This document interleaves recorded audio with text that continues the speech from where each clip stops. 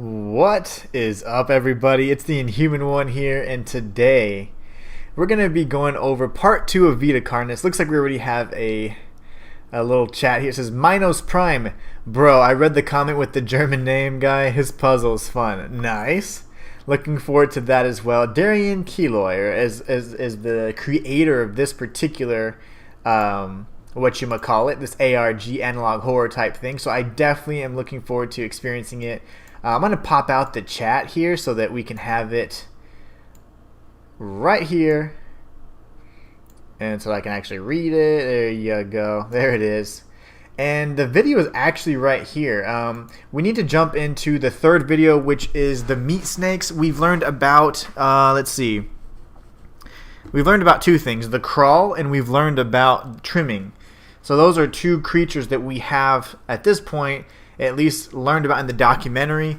We found a handful of strange hidden messages that were newspaper clippings of infestations and things like that, pretty much contradicting what the documentary was stating. And then we also found that there was like some sort of weird, like almost fairy tale type story talking about a prince and a royal family that was very hard to make out. But so far, I have been taking snapshots of those images, so we should have the ability to be able to refer to them as needed. So we have the radio tower overgrown with crawl. We have the first page of the story, which I think it has to do with the prince. And then we have a second newspaper clipping saying the mass trimming infestation. And then we also have the boat wreck or the shipwreck. Although that ship does look kind of more modern than a ship that a prince or something would have. But in either case, I don't know why I keep going back to this screen, because it's my favorite screen ever. Okay, here you go. So now what we're going to do is we're going to jump into the meat snake video, which is video 3 of Vita Carnis. So without further ado, let's get started, and let's skip some apps. I mean, skip these ads. I will be checking on chat every once in a while. Here we have the same warning, pretty much. Just kind of weirdly formatted. Got some spelling errors and things like that, but that's perfectly fine. I am going to go ahead and actually take my notes. I have a notepad over here right to the side of the screen, and this is where I've been taking all of the notes that allow me to kind of pretty much keep up and put everything together. We did this for Happy Meat Farms as well. And I feel very confident that we were able to pretty much nail exactly what was going on every step of the way. And just so you guys know, I will be putting together a guide that does document how exactly to navigate the ARG and the website for Happy Meat Farms. And I'll do the same for Vita Carnis if we have any kind of external website. Right now it's just viewing video. So at the very least, I will have a lore video that puts it all together in one concise video, much like I'm working on right now for Happy Meat Farms. So be sure to stay tuned for that. But here we got meat snake. Okay, I have my little notes. I'm ready to go. Let me put this right here. Meat snake. And then we're going to learn hopefully the scientific name here in a few seconds. Alright, just like to check on chat every once in a while. Is my volume just down? Okay, there you go. Flashing lights. The meat snake. Mutuari Carnis. All of these names at some point in time are going to be researched. I do want to know what all they mean. It's Latin for sure. Mutuari probably means like mutual or together, right? So I'm interested in what exactly that means. We had, even the trimming say something like ignaris. Like, so what does that mean, right? So they all have certain significances that I do want to discover what all they mean. So let's jump right in and see what we got.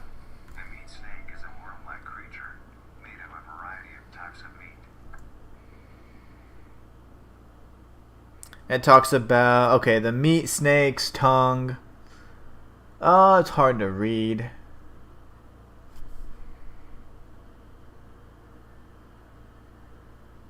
Something about the tongue. Coated in a transparent, skin-like membrane. Okay. Transparent, skin-like membrane. Contains the preserving fluids to keep the meat and organs from decaying. Okay. So they are covered in a transparent coating.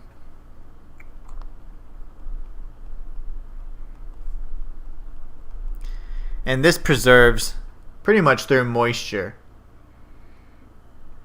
Acts as the nervous system. Nervous system. That's a hard word to spell. I'm just kidding. And holds the body together. Okay. Its size varies during its lifespan, depending on how much it consumes. That's creepy. So size varies depending on how much it consumes.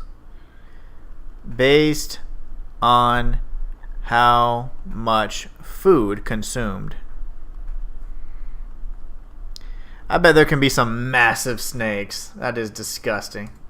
When it first separates from the crawl, it is only a few centimeters in length. It's so little. Eventually, it will reach an average length of 5 meters. 5 meters? Good gosh. Okay. So, a few centimeters. Up to 5 meters or 16 feet in length. That is massive. Although, under extreme conditions, like natural disasters or plague, it can greatly surpass. Well, we saw something there. So, I'm going to put a little sign here. So, under certain special circumstances, I'm going to put special circumstances, they can grow much larger. So, we have natural disasters, war, and plague. So naturally, what do all of those three things have in common? They result in a large number of casualties. Large number of casualties. Every single one of those incidences can result in a lot of people dying. And guess what? If these things are similar to the trimming and they're similar to the crawl, they eat, carrion, or which is dead or decaying flesh, or anything that is pretty much like scavengers, right? So any one of those three scenarios, natural disaster, war, or plague, would create a huge volume of dead things and food supply. So they would probably grow even larger than 16 feet. And that is massive. I mean, if you think about it, something that's 15 feet long, that's like probably the length of 2 regular cars, if not more. That is huge. Also, I forgot already that we already saw like some weird clip. I saw it right there. It's like a single frame. I missed it again. Oh my gosh. Okay, at 44 seconds, we have a strange image here. Largest meat steak ever discovered. That's disgusting. Now let's read the article and see how big it was. During a sweep of underground settlements made during the war, there's a war, and we know that, remember, the huge influx of Vita Carnis creatures came right around 1930s, which was probably around the middle of the Second World War. A massive-sized meat snake was discovered stuck inside an underground railway. The beast was measured at a total of 40 meters in length. It is believed that bodies gathered during the war were fed to the creature, causing it to reach the unbelievable size. And then there has a highlight that says cult activity. That is huge. So I'm putting this all in my notes because this is massive. Okay. 40-meter long meat snake discovered in underground railway. That's hard to say. Railway. Underground railway made during war. I'm going to put possible cult activity.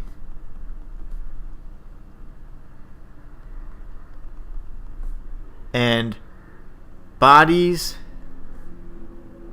gathered were fed to this creature.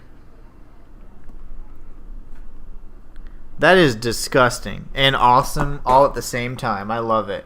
So we're going to do a print screen real quick. We're going to go ahead and pop this over here. We need another little scene here. Let's see. I don't have a blank one. This is how I create my thumbnails, guys. So let's see. Create new. And we're going to do what? Web. I just need a 1280 by 720. There you go. That's what we want to see. I'll up the brightness just a bit so I can, read it a little easier. And then we're going to go ahead and save this. This is great. So we're going to go to our analog horror folder, Vita Carnis. This is hidden message number 5. This is good stuff, guys. Good stuff indeed. Let's check on chat, see what you guys are doing. Nothing yet. That's okay. Alright, we found something. I love it. This is really good stuff. Let's see what else we got. Please surpass this length. The meat snake's diet consists entirely of dead animals or parts.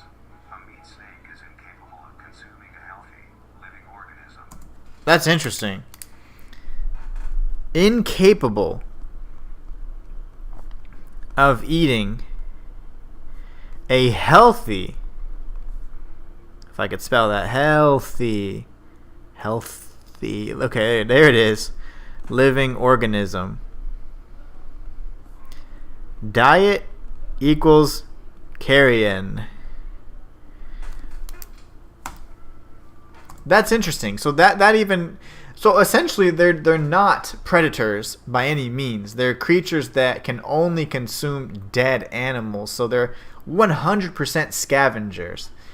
So that definitely leads us to the conclusion that there was certainly somebody maybe worshipping that meat snake during that war era, and they were just feeding it the dead bodies because, again, it wouldn't be able to consume one. Now, something that is now 40 meters long, which would be 100 plus, I don't mean, it'd be several hundred feet maybe at that point.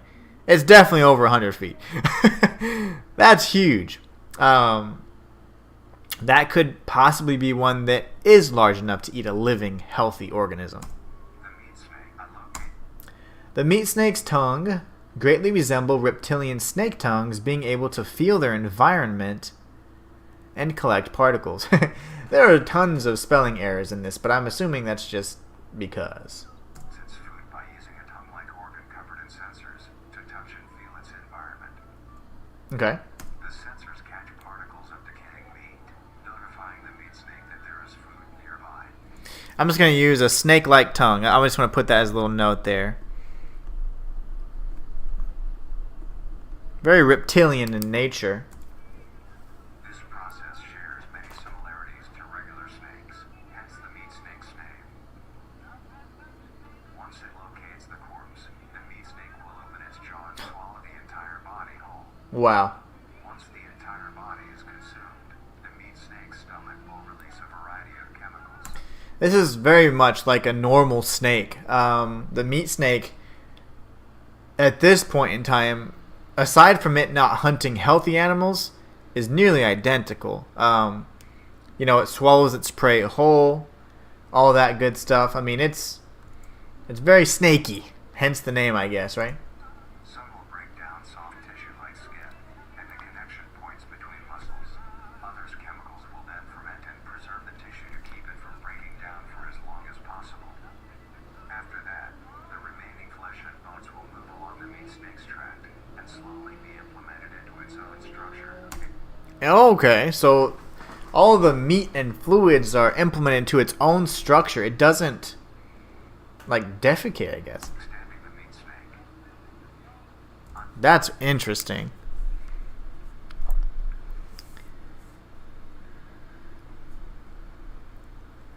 Food.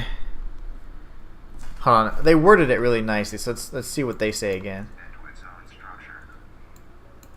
Slowly be implemented into its own structure. The meat snake's tract and slowly be the remaining flesh and bones will move.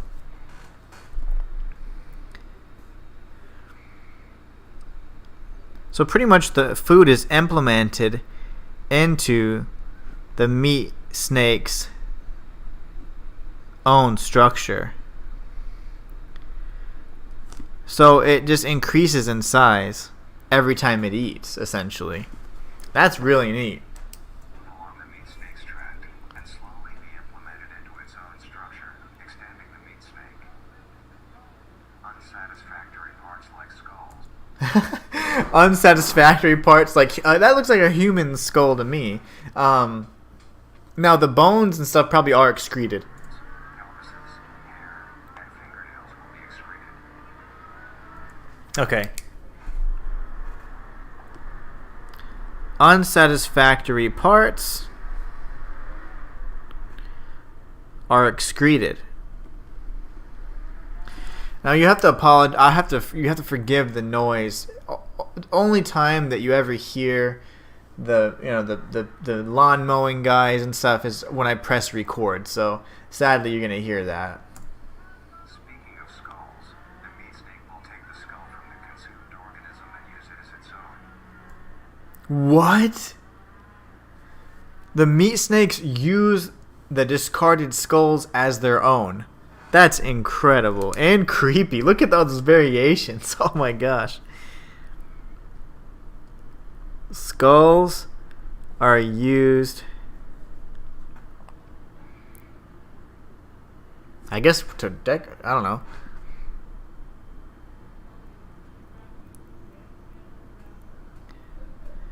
Pretty much the skulls that they get from the prey are used as their own. That's weird. Each meat snake has its own skull, each corresponding to what that one has consumed. During its lifespan, it will swap or replace these skulls if needed. Wow. They can be swapped. Swappable. So the meat snake's customizable pretty much. A meat snake's lifespan depends entirely on how much a meat snake consumes. The longest one has lived for was 28 years. Lifespan is dependent on amount of food consumed.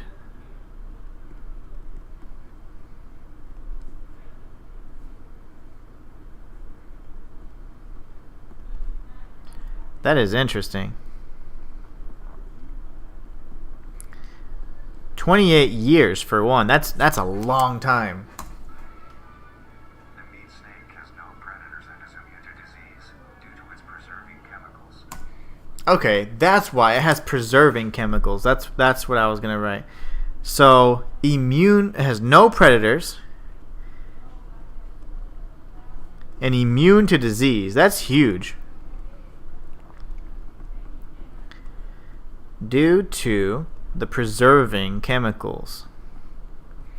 And that was, of course, in its digestive system. That's really strange. I like it. Oh, what's going on, Mr. Singularity? Where there is death, there is meat snakes. Hope you're doing great today. Our conversation was so fun. Even the guy above, Minos Prime, says, I read the comment with the German name. His puzzle's fun. Oh, if you have a puzzle, I am surely going to look at it then. That's what he was talking about.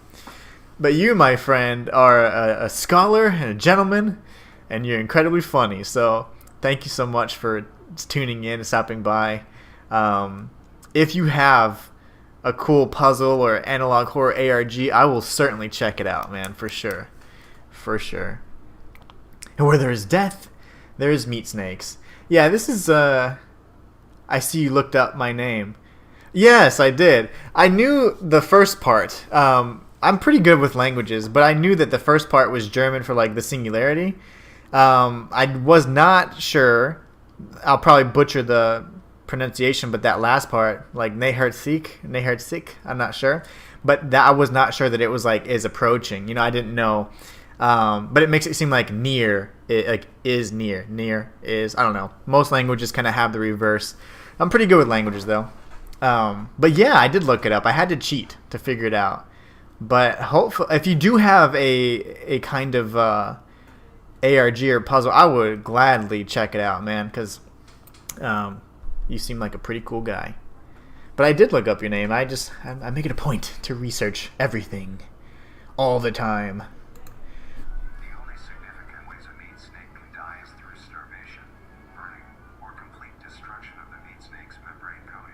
Okay, so they're pretty much immune to things like predators, diseases, things like that, but they do have weaknesses. So I'm going to notate that. I've been taking notes. I have notes on my Happy Meat Farm stuff, which we've already done, and now we're jumping into Vita Carnis.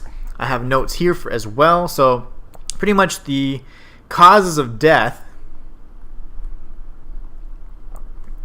can be starvation, which makes sense. And I think that's why they probably like to have the preserving chemicals, because that probably prolongs their meals. They're not hunters, so they probably don't have the best, chance of getting food unless there's just a lot of dead things laying around, right? Like we talked about in those catastrophes. So starvation, burning, and coating. If their coating is destroyed. And we learned that their coating is pretty much like a membrane. It's like their nervous system. Mr. Singularity says, I give lore on Vita Carnis, but I don't just hand it over willingly. Oh, I see. Did you possibly check the Morse code? I have not. To be honest, I have not even noticed Morse code. So that is very, very interesting. I'm going to put, give myself a little note there. So Morse code. I haven't seen anything out of the ordinary just yet, aside from some newspaper clippings that we see as they try and do like the cuts to transition into different scenes. And I've also noticed that there's been some sort of like fairy tale type story involving a royal family, which based on my first stream and what I just saw, it seems to me that maybe, and I just watched a bunch of Disney movies this weekend too, maybe it's something to do with a curse. Maybe this royal family was cursed after they got shipwrecked or whatever, and the boy made a deal with some sort of creature or whatever, and he wanted to live and not die, and maybe this is like extensions of himself. I don't know. I mean, my imagination can go crazy, but that's just from watching the first 2 videos and seeing like 2 or 3 newspaper clippings. I have not seen anything with Morse code. So let's see. I usually give lore with Morse code. Okay. Now, I wonder, the royals are very important. Okay, thank you so much. I'm going to call you Mr. Singularity. Is that okay? I usually give lore with Morse code. Okay. Interesting. Now, I'm going to need to have, I have a binary code translator, and I have like a cipher for like a Caesar cipher kind of thing. I need to look up then a Morse code translator, because I certainly don't know much about it. Okay. Thank you so much. I like it. This is awesome. Interestingly, Oh, the meat snake is the only member of the Carnis family that is able to reproduce. that is huge. And let's go right back to that. So Esther took this picture. I think she might have taken a few others. Let me see. I know Anonymous has taken like 1 billion pictures, but that is too funny. I always make sure I know who the photos were taken by, because I have a feeling that if they're recurring, it could be something that we need, like a person's name that we could maybe search or find elsewhere. So Esther. Now, interestingly enough, the meat snakes can reproduce, he just said. So meat snakes can reproduce. That is interesting. Call me whatever you see fit. Okay. I appreciate it. You're awesome, man. When a meat snake reaches an excessive size and is in the conditions to do so, it will commence mitosis, splitting. Okay. That's, mitosis is pretty much just the splitting of a cell, the division of cells. So, like, that's how they replicate, things like that. So, that's more of, like instead of, like, a mammal type way to reproduce, that's much more like a bacterial type of, like, reproduction.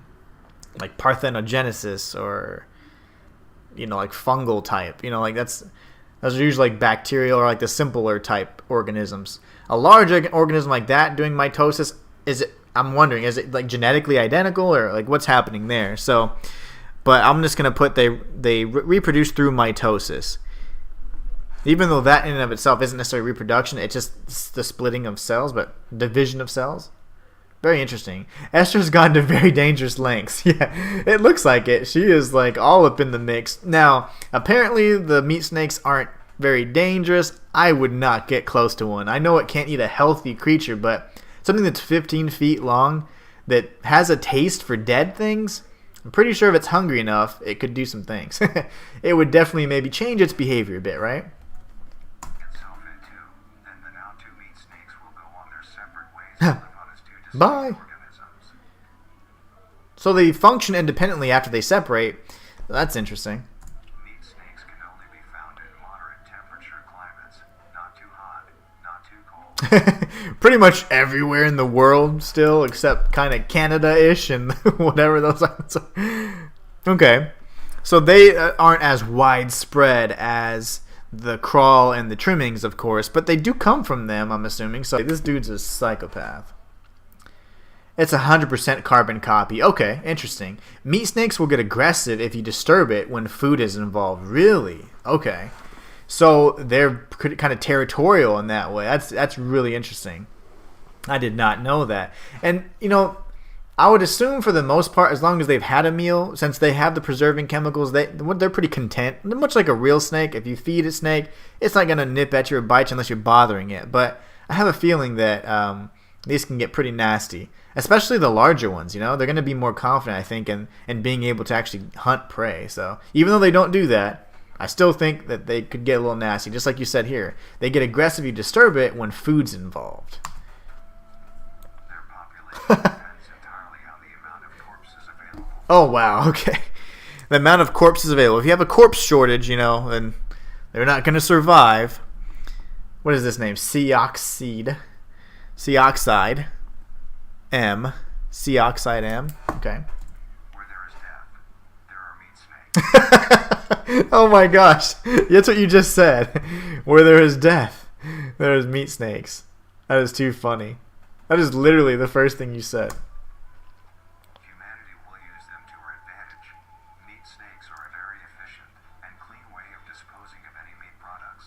The preserving fluid within the meat snake's body disinfects the carrion. It disinfects the carrion. Okay.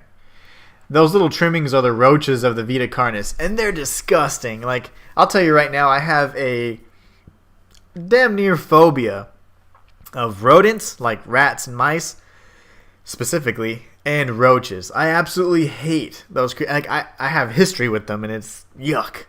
And when I saw the trimmings, the first thing I thought of initially was kind of like a, I don't know, it's like almost like a tick or something. It was pretty disgusting. But the face is what really freaked me, because it has like kind of like almost a humanoid type face, and it is weird. But the fact that people try to keep them, I can't imagine how moist they are whenever you keep. I couldn't imagine touching one of those things. And they're like, they said they're like raccoons, right? They're jumping in trash bins and things like that. I don't know if I'd have the bravery to domesticate one of those things. Those things are freaky. But no, I would not like them. Now, I did see a newspaper clipping saying that over 400 of those trimmings were located under an abandoned satellite. So it makes me think even more back to the communication thing that I was talking about in the first stream. They seem to have, despite the fact that they're organic creatures, they seem to have an affinity to inorganic structures, because even the crawl was infesting a radio tower. Both the satellite and the radio tower have, the primary purposes are for communication. So, you know, that makes me think like these things are sentient, and maybe they're trying to sabotage or destroy our means of communicating through other parts. I'm not entirely sure. Also, based on what Mr. Singularity said, he informed me that there's something to do with Morse code. So maybe that's the safe way to communicate, where they cannot intercept those messages because they've destroyed these other technological structures. Because this seems to be like a documentary that took place maybe in the 70s or maybe the 50s, based on, the 50s is kind of the music style, but the 70s based off the graph. And it could be that the newspaper clippings are taking place much later or in current time.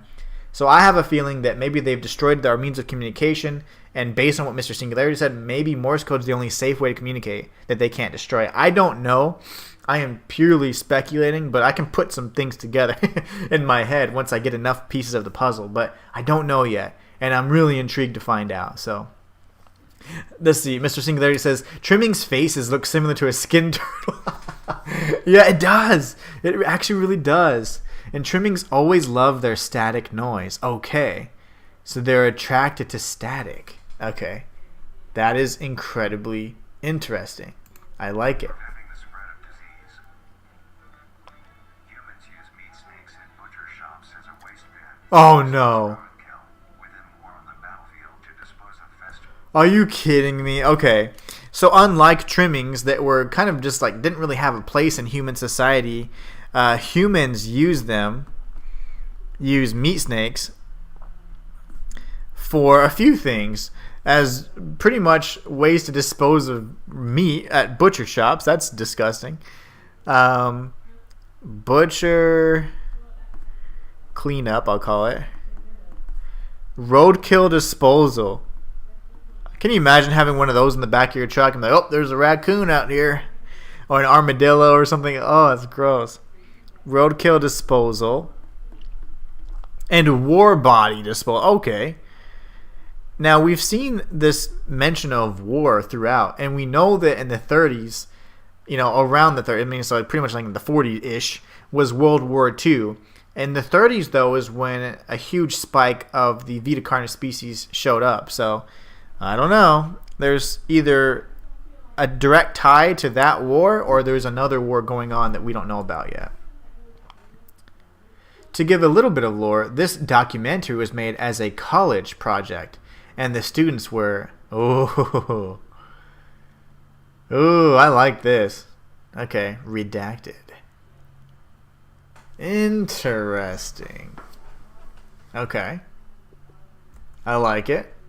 Bodies and parts, and within zoos to dispose of deceased animals. Oh, and zoos. Oh my gosh. These things are like the most versatile creatures ever. But essentially they always deal with like dead animals, humans even, and more. So peaceful. So this was a college project. Not caring if any creature is around them. Yeah, because that looks so, peaceful right there. That doesn't look like it cares. It has a care in the world, right? That thing's coming at me 15 feet long with a mouth like that. There's no way I'm not running. I don't care how peaceful these things are supposed to be. Only acting defensively when it is within consuming a meal. Okay, there you go. Just like Mr. Singularity said, it only acts defensively when it's consuming a meal. That's very important. Okay. There's a lot of lore on the meat snakes, actually.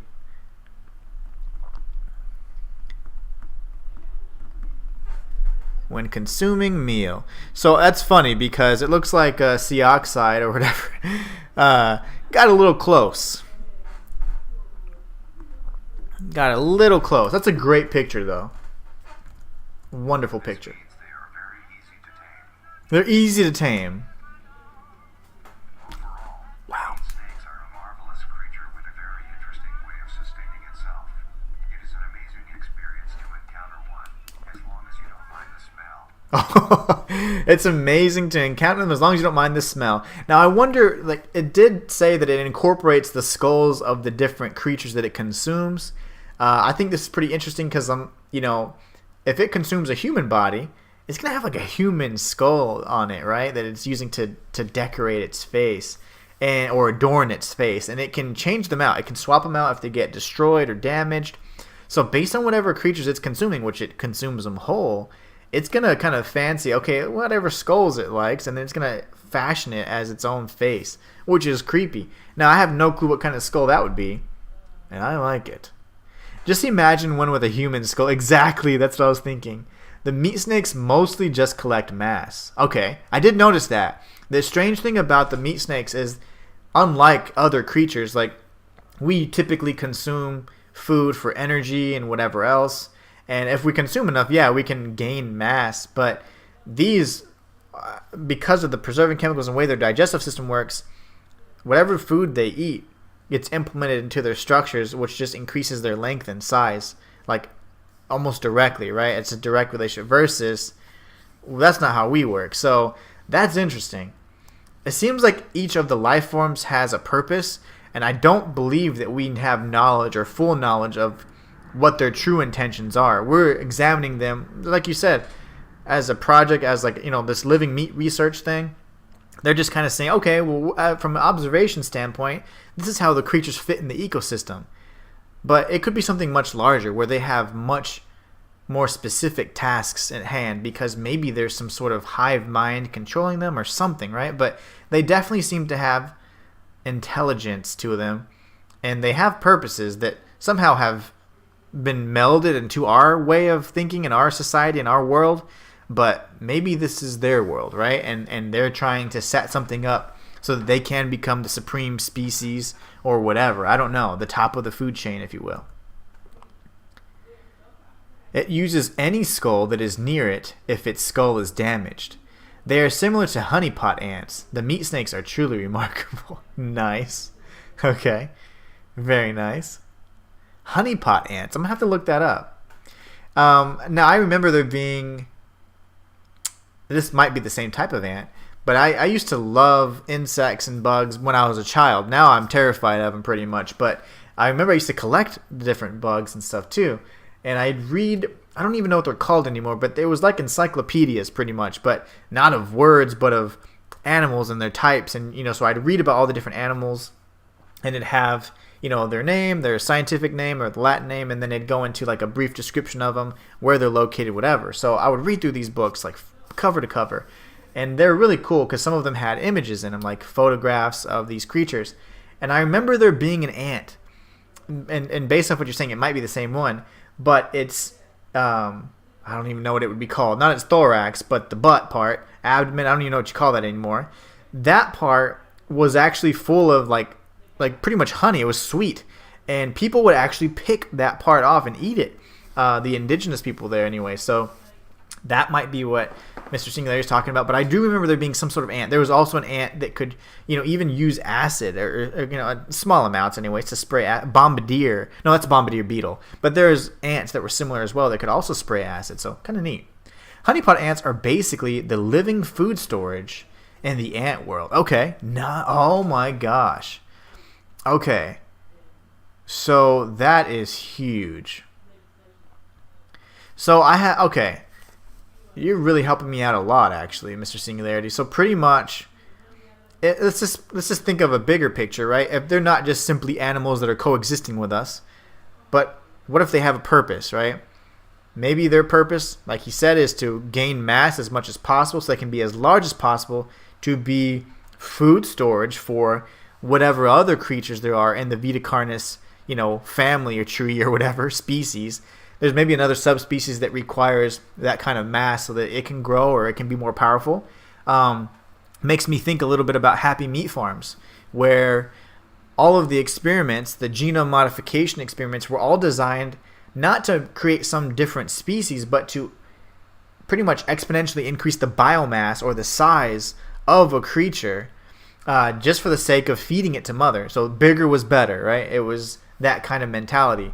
So maybe it's something similar where the meat snakes are going to be used as a food source or something for this other creature that we've yet to encounter.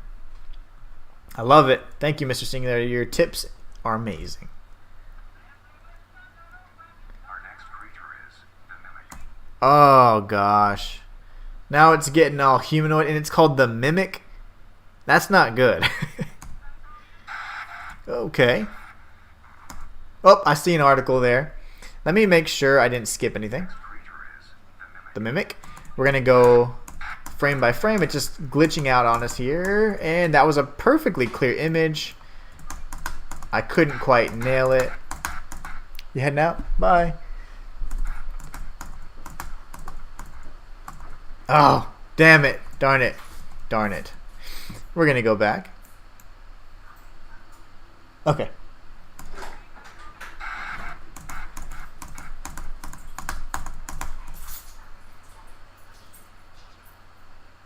Sure. I can't get it. Our next creature is the mimic. Frame perfect, baby. This is like a pixel perfect trick you're pulling off like in a speed run or something. Oh no, I was so close. I accidentally pressed it again. There's no way for me to just skip one frame at a time other than just playing it back and forth, so I'm sorry if that is annoying, guys.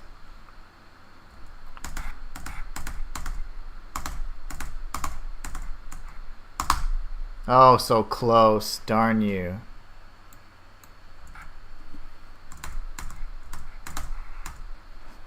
Ah, I can't believe how clear it is. Oh, we got it. Okay. I'm not messing with that for now.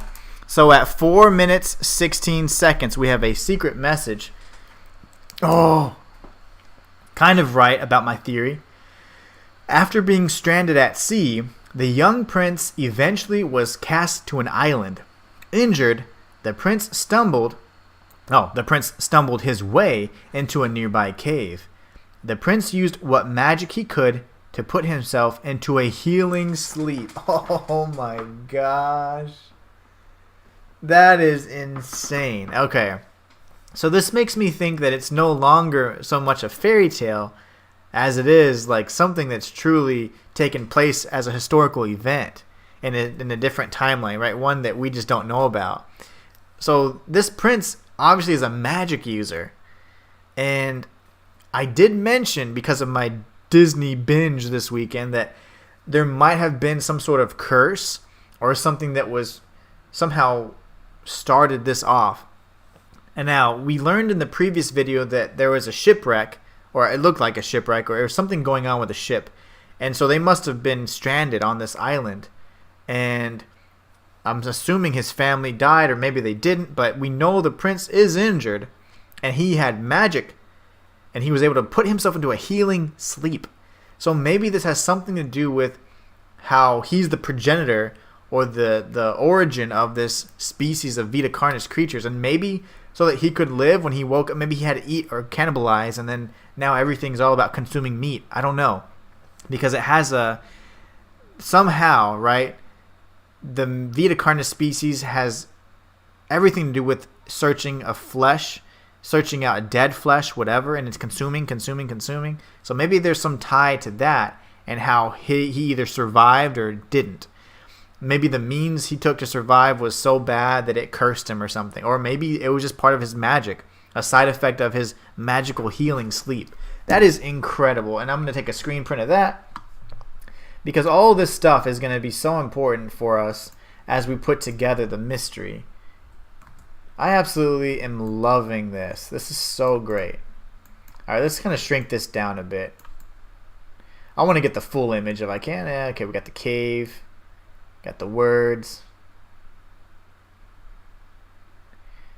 I like that symbol there. It's like a page break type symbol. I want that in there as well. Alright, so we'll up the brightness just a bit. Make it a little easier to see. Maybe the contrast. There you go. Love it. Love it, love it. So now we have another hidden image. This is so good.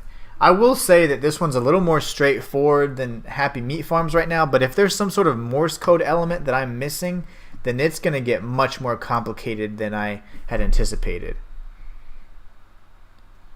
The mimic. Oh boy, we're going to the deep end. The prince is all alone. Okay, wow. So something happened where clearly he got separated from his family, or maybe he just went on a journey on his own, but something certainly happened, because there was a ship which I thought looked a little modern for the time, but it must have just been the way it was drawn. But this is getting really good. Okay, so let me take notes down real quick. Oh no, that's fine. The prince was injured and used magic, that's huge, to enter a healing sleep. That is insane. Okay, this is the end of this one. We are in the view order, or the order of viewing the whatever playlist. So, testicular cancer. Talking about meat snakes, right? What a perfect ad. Oh my gosh. Okay, here we go. We're jumping right into the mimics. I will notate said title here. The prince is all alone. Alright, so we have living meat research documentary. I love my notes. I love taking notes. Nothing like putting pen to paper. Mimics. Oh my gosh, this is gonna. I feel like this is gonna get bad, and I'm ready. I am certainly ready for it. But oh gosh, let's see what we got.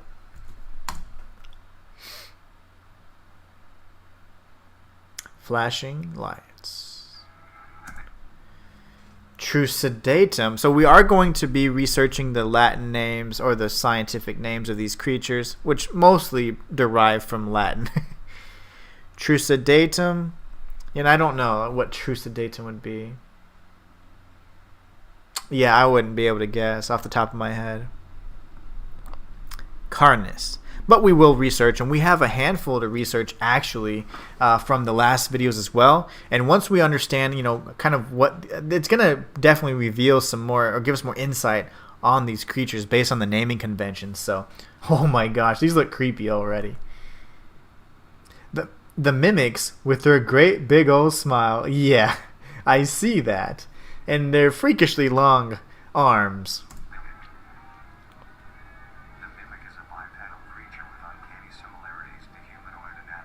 Yeah. Bipedal, which makes it worse, because now it even walks like a man. It's no... Oh, gosh. With similarities...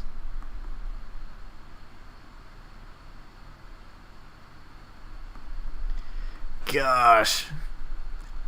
That looks way too humanoid to me.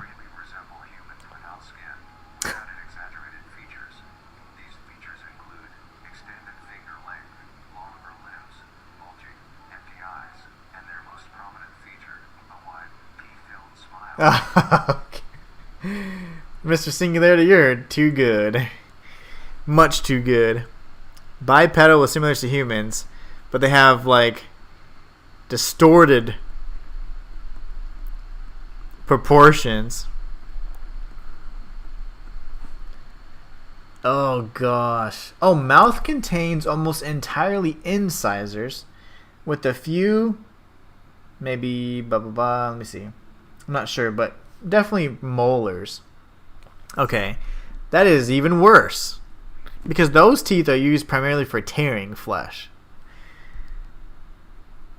And a toothy smile. That is ridiculously scary.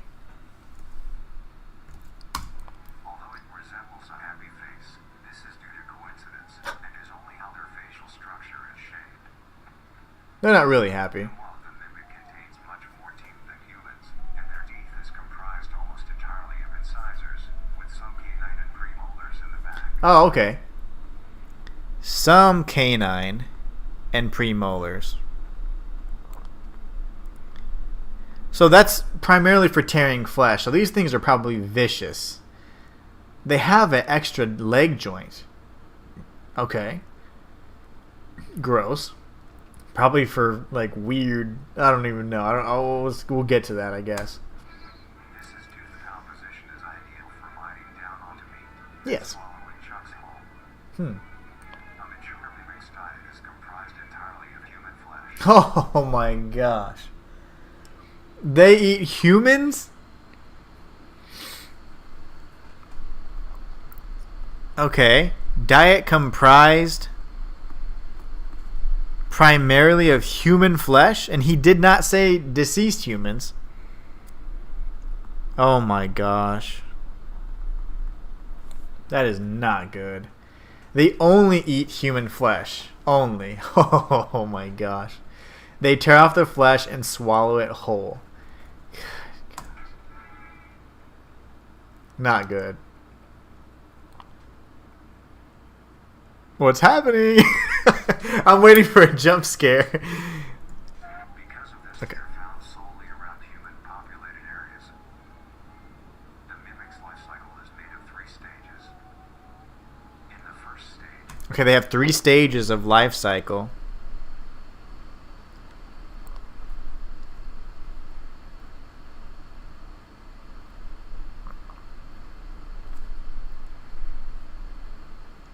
Life cycle has 3 stages, and I am just excited to see them all. 3 stages of evolution. Mimics separate from the crawl. They closely resemble their trimming relatives. Oh, they're so cute. Oh, he is cute. But are thin, sleek, and only have 4 appendages. In this stage, the young mimic will hunt A young mimic. That is weird. small animals, moving on to larger and larger as they grow. Oh. Once large enough, it will begin metamorphosis into the next stage of life. Once fully transformed, it will resemble the description mentioned in the beginning. Oh gosh. Hunts small creatures in the first phase. Then it gets full blown crazy. Fully mature mimic. Oh gosh. That's freaky. Its hunting style change. Whoa, what? Mimic locked inside home after owner escaped. Photographed by Shanzi guy. What the heck? And it's huge too. Oh my gosh. I don't like it. Photos by Shanzi guy. Shanzi guy. That is freaky. The last stage can change depending on a certain factor. Uh-oh.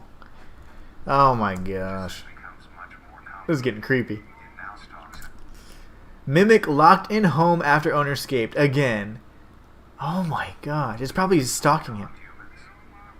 It will locate humans Wait. I saw a little clippy clip there. Let's see. and feeds only on humans. No, okay. It was just a cut. Its hunting style changes and becomes much more complicated. It now stalks and feeds only on humans. Gosh. It will locate humans. Stalks and feeds only on humans.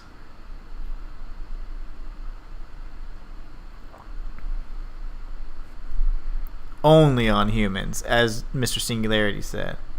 That is terrifying. Now I'm going to try one more time to see if there's a hidden image. It's such a weird cut. It will locate human No. populated areas. It doesn't. It just looks like a strange cut to me. So I was thinking there might be hiding a hidden message there, but maybe not.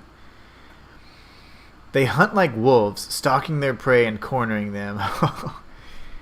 But first, after breaking into your home. Begin its search for an easy target.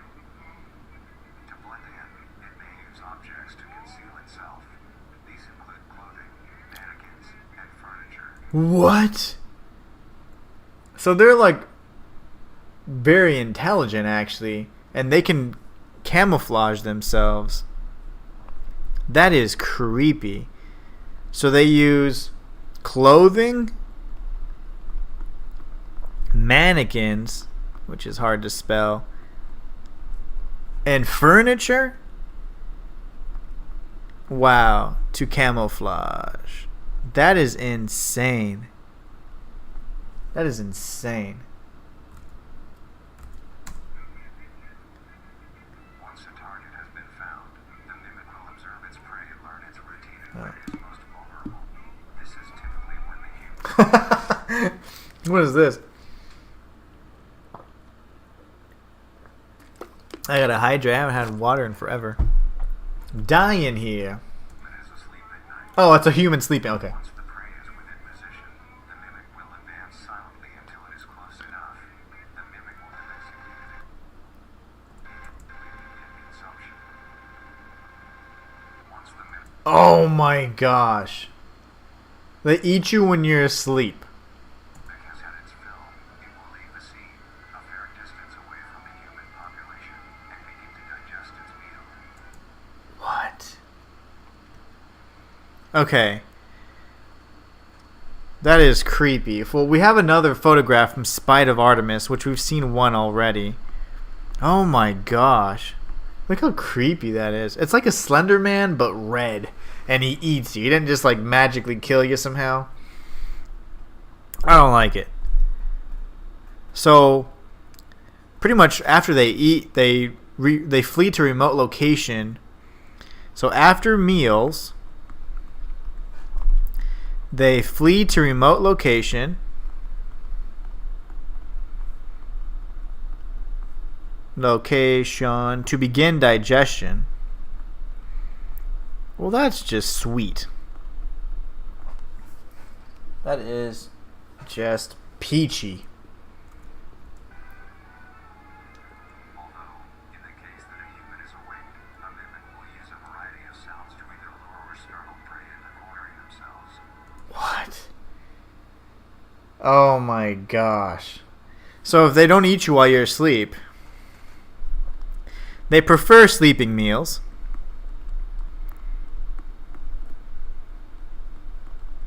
But if prey is awake, they use noise to corner. That is so freaking terrifying. That's a lot. Once a human is in place, it will swiftly attack and kill the helpless target. Wait, there's something here. Oh, it's a found footage. Oh my gosh. Okay, nothing there. Ew. Okay, 2 minutes 49 seconds. We got a little treat here. Oh gosh.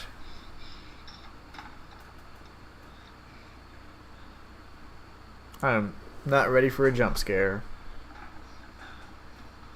Wait, what was that?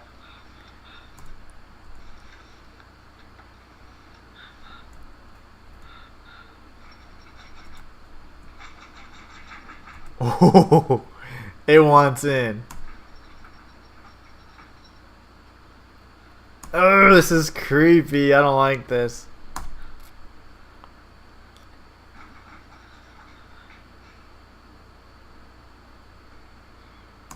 Oh, I think I see something.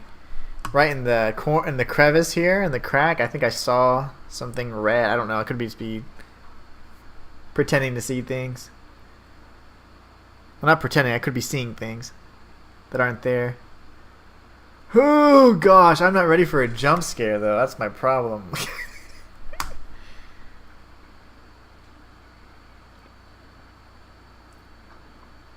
Oh, why is the door opening? No, it's not. Is it?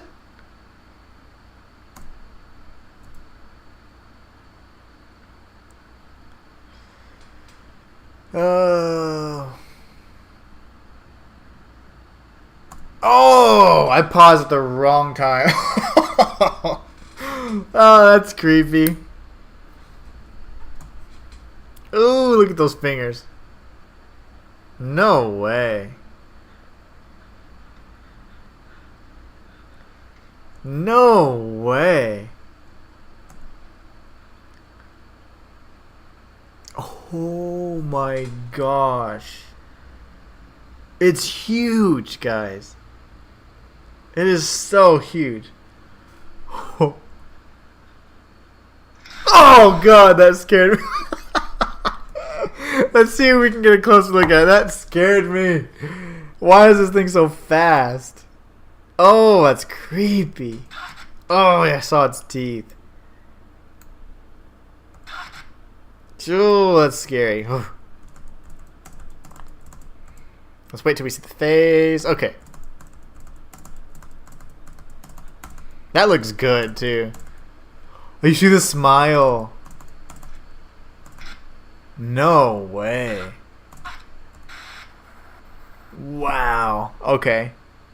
Well, I'm creeped out a little bit. That was awesome. You know, it reminds me of another smiling creature that consumes humans. A Titan, right? From Attack on Titans. That is terrifying. The next stage of the mimic's life cycle has two potential morphs it may develop into.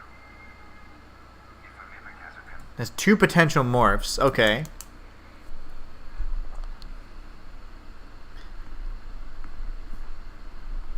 Mimic. I gotta document that at 2 minutes and 49 seconds, we found footage of a mimic attacking human. And it's found footage. That is terrifying. Okay. So then we have two possible forms here. Two possible transformations, technically. So let's see what A is.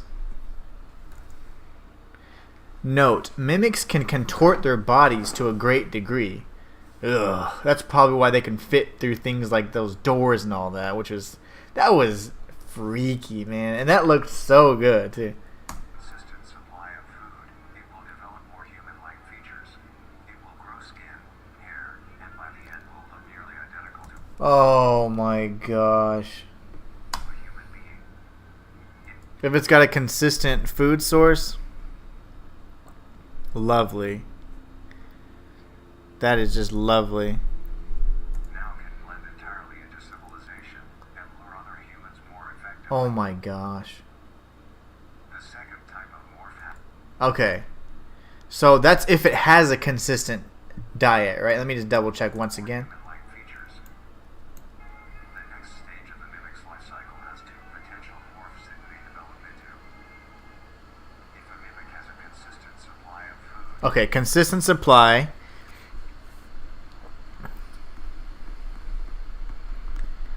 Pretty much equals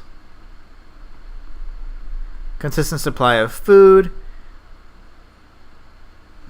near perfect copy. That is freaky. And it says it's nearly indistinguishable, right? Oh my gosh.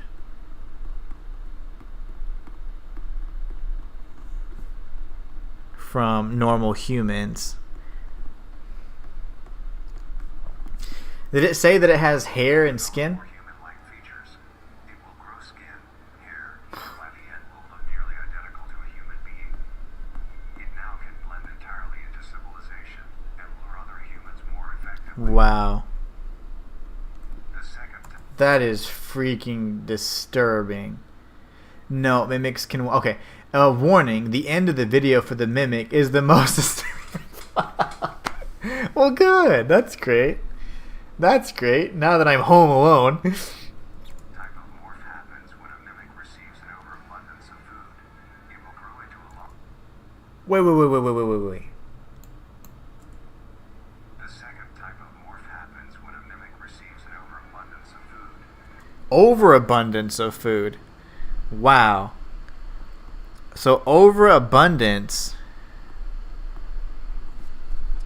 of food equals whatever the heck this is. The way to find if a fully skinned mimic is their eyes and mouth and hands. Oh. Okay. Eyes, mouth, and hands. Okay. It will grow into a larger, more evolved hunter. Its proportions will increase. Elder mimic? Oh. This is so cool. I love the lore. The lore is so good. Elder mimic. You gotta be kidding me. Alright, let's learn about the elder mimic. It's hard to make out what it says here, but I'm sure they're going to be able to break it down for us. Looks like there's teeth all the way down the throat now. It has like a different face to it as well. We'll see what it says. In length, and its humanoid features will fade away. It grows a thick, dark coating of a flexible skin. Okay. Humanoid features go away.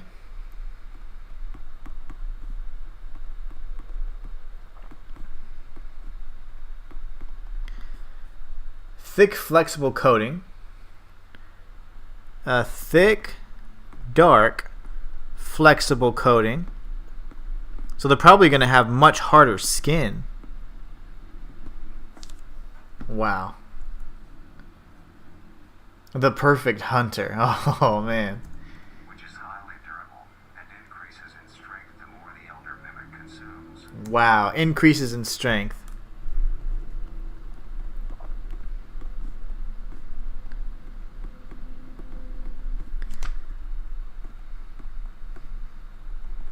That is insane. Okay. This excludes the face, which is now coated in a pale.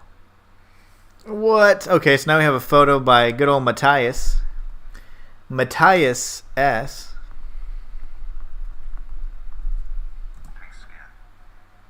The mimic's deep Really hard to see, but I saw the shadow. It's right here. Oh my gosh. zooms. This excludes the face, which is now coated in a pale pink skin. Oh, so the face is still remains like pale. So it's dark and now it has a. Oh my gosh! Now it starts reminding me of like, almost like a creature from like Japanese folklore where you have like the creatures that have masks on. They have like white masks. So now you have a dark body with a white mask. That is insane. Face is pale. Oh my gosh. Creepy. The perfect hunter. The mimic's teeth have also moved deeper into the mimic's throat, leaving its mouth a toothless grin. Oh gosh. Toothless grin. Because teeth now line the throat. That is just terrible, actually. It uses the dark hue of its skin to hide seamlessly within a dark environment. Its skills have also been heightened. This makes an elder mimic one of the most efficient predators on the planet. Like you said, the perfect hunter. Because of the obvious threat this poses on humanity, nations around the world have released instructions on how to be able to fend for yourself in a mimic encounter. Okay. I'm sure that helps. Here are the instructions. Okay, instructions. This is going to be funny, I bet. Instructions to survive a mimic encounter. I can only imagine it's going to end really bad. 1. Avoid going out alone if your location is known to have mimics. Okay. Avoid going out alone if reported mimics are in area. Fair enough, fair enough. Or there have been mimic sightings. 2. If you encounter a stationary mimic seemingly unfazed by your presence, quietly leave the location.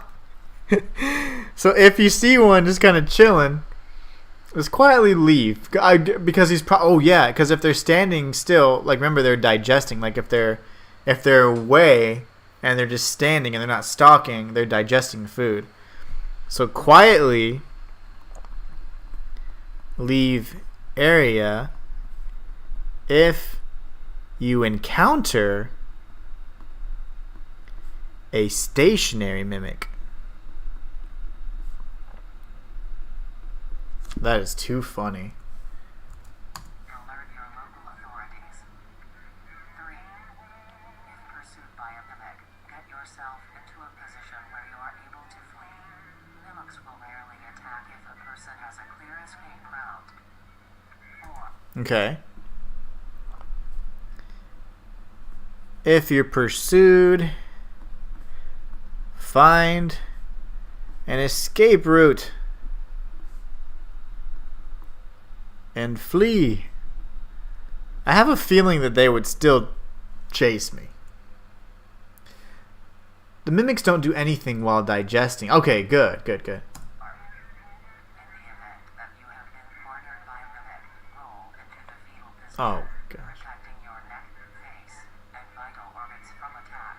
Make as much noise as you can to alert any other people. 5. Wow, okay. If cornered, you're pretty much screwed. Take fetal position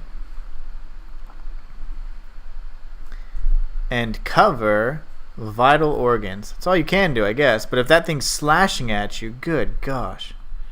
Can't imagine. Don't get cornered. Don't get cornered. Okay. Yeah, let's avoid step 4 if possible. If you have a weapon, do not use it. A mimic is fairly resilient. Wow. Any strikes or shots on a mimic is not effective enough to bring it down in time. Instead, use it as a barrier between you and the mimic to block any attacks. Wow. Okay. Don't use weapons for offense.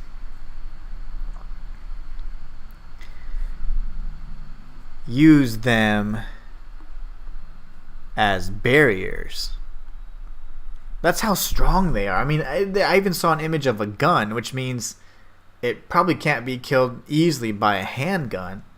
That is insane. 6. In a situation where a mimic is hunting in the immediate area and is not aware of your position, hide somewhere low, like under a bed or behind other furniture. A mimic will not linger too long to search for prey and will move on. Okay. If a mimic is hunting in your area, if a mimic is hunting nearby, hide somewhere low.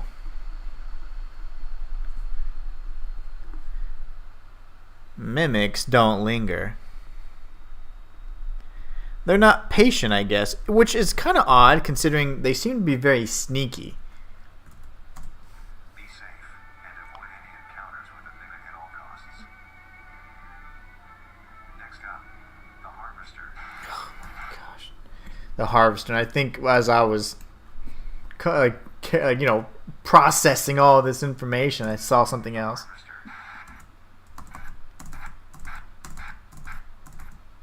Ha ha ha ha! We got another one, guys. Yes. Okay, right at 7 minutes, 11 seconds, we see a little bit more. It looks like the tail, the prince tail. This is going to be kind of hard to read, so I'm going to go ahead and enhance it, actually. Because I'm blind as a bat, so let's see. Oh no. Mimics can hide in furniture. That's funny. That's the same picture of the chair they were using. So hiding under furniture is probably not the smartest thing. Who wrote this guide? The government. Down you go. Down you go. I'm going to enhance this just a bit. Okay, not too much going. The colors are interesting. It's the same cave we saw earlier, actually.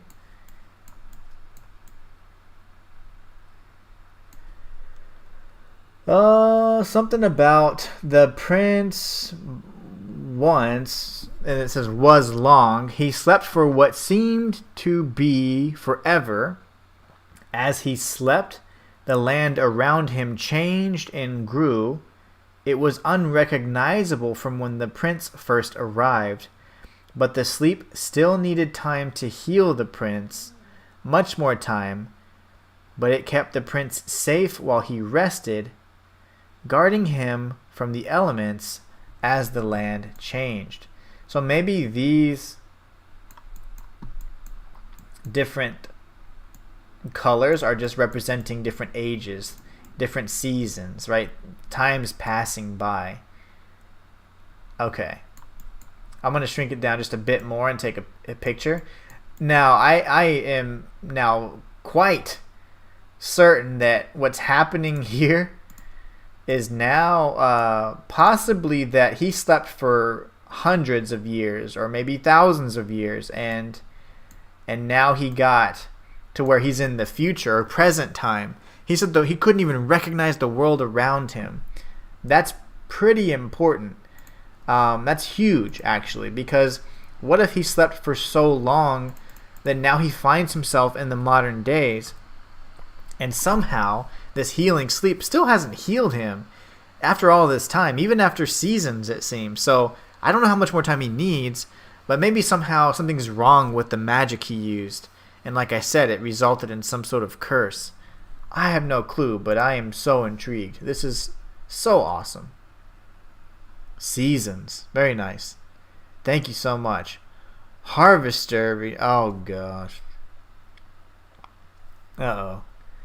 Harvester redacted is 100%. I'm scared already. Okay, we got the Harvester up next. Let's see what happens. Oh, no way. Okay, this is what Mr. Singularity is talking about. Alright. Okay. Oh my gosh. Oh my gosh. You hear the crunching of the flesh.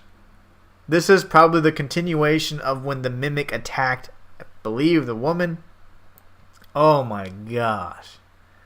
And now it is crunching and eating and consuming her while we are watching this. And it sounds terrible. Wow. Okay. Let me take some notes real quick on the prince part. Seasons passed, but healing sleep needed more time. I am just needed more time. Okay, and then now at like 7 minutes 20 seconds we have mimic eating human. This is terrible. It sounds so bad too. Oh my gosh. The crushing of bone and flesh. Yes. Oh, I hope he doesn't get in front of the camera. And there's blood spatter all over the wall. That is peachy. Gosh. Well, thank you, Darian. Such a doll. Wow. Okay. Now we're moving on to the Harvester. What's up, guys? What's up, dudes? Mike, and we're here to get stoned. Today, I'm here to try. We don't do that on my channel. Okay. Living Meat Research Documentary 5. Oh my gosh. Living Meat Research Documentary. My handwriting gets worse as I continue. It starts off beautifully. And then after about a few lines, maybe 20 lines, it starts getting pretty bad. So what is this? Okay. Number 5, harvesters. Now, harvesters kind of make me think of like hive mind type mentality, right? So maybe these are like little nodes that are super abundant in nutrients and whatever else. I don't know, but the crushing of bone and flesh. I did not like that. Graphic content. The Harvester. There you go. Congregator probably means like congregator, right? So like gathering. So 100%. That's definitely what that's referring to, at least in the scientific name. Vita Carnis.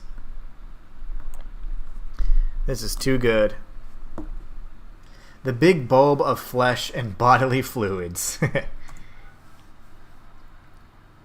Harvester is a large, bulbous mass with Boneless. a large amount of tendrils spreading from the base. Okay.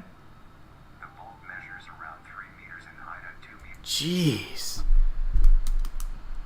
That's massive. So it's 3 meters tall. That is huge. And 2 meters, like wide, I guess.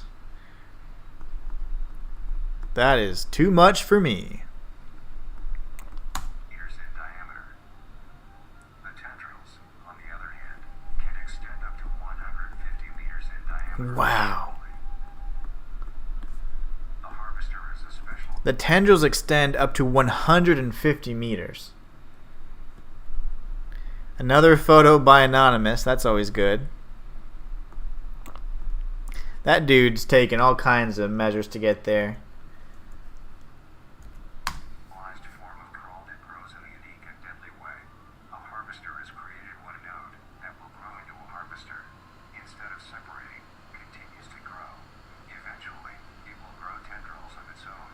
Hold on. So it's born, but it doesn't fall off from the. Continues to grow.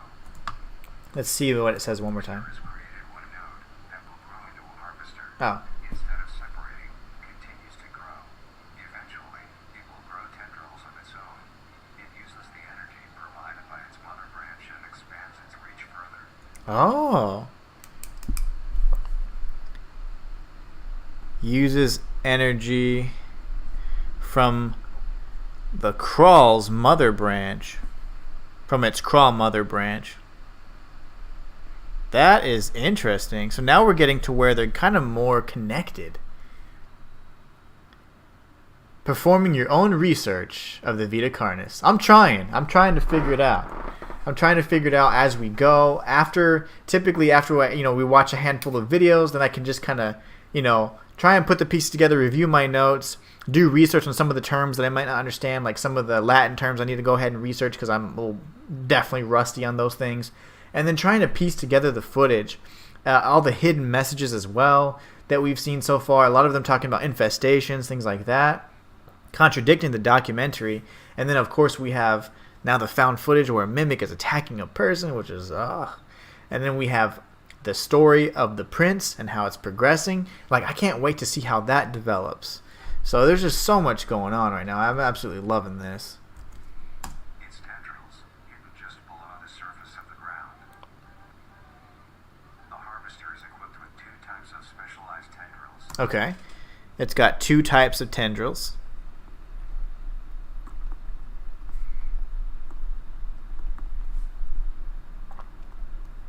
The first type is bulky and flat. They lie the closest to the surface. These branches are lined on each length of the Traps. They're barbed. tendril with spines extending in the shape of a bear trap.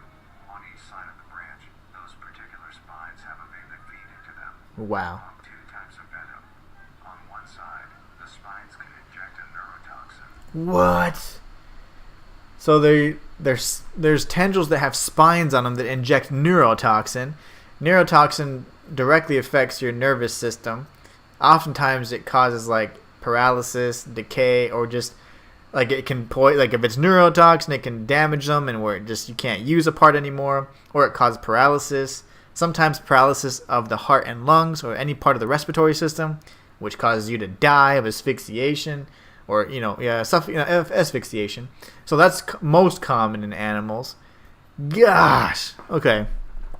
So you're telling me that they're saying, oh, the crawl is peaceful and it really helps the environment. And then you have, oh, the trimmings are cool. They're just kind of pests or whatever. Oh, and meat snakes are fine. We can use them at butcher shops. They're pretty much garbage disposals.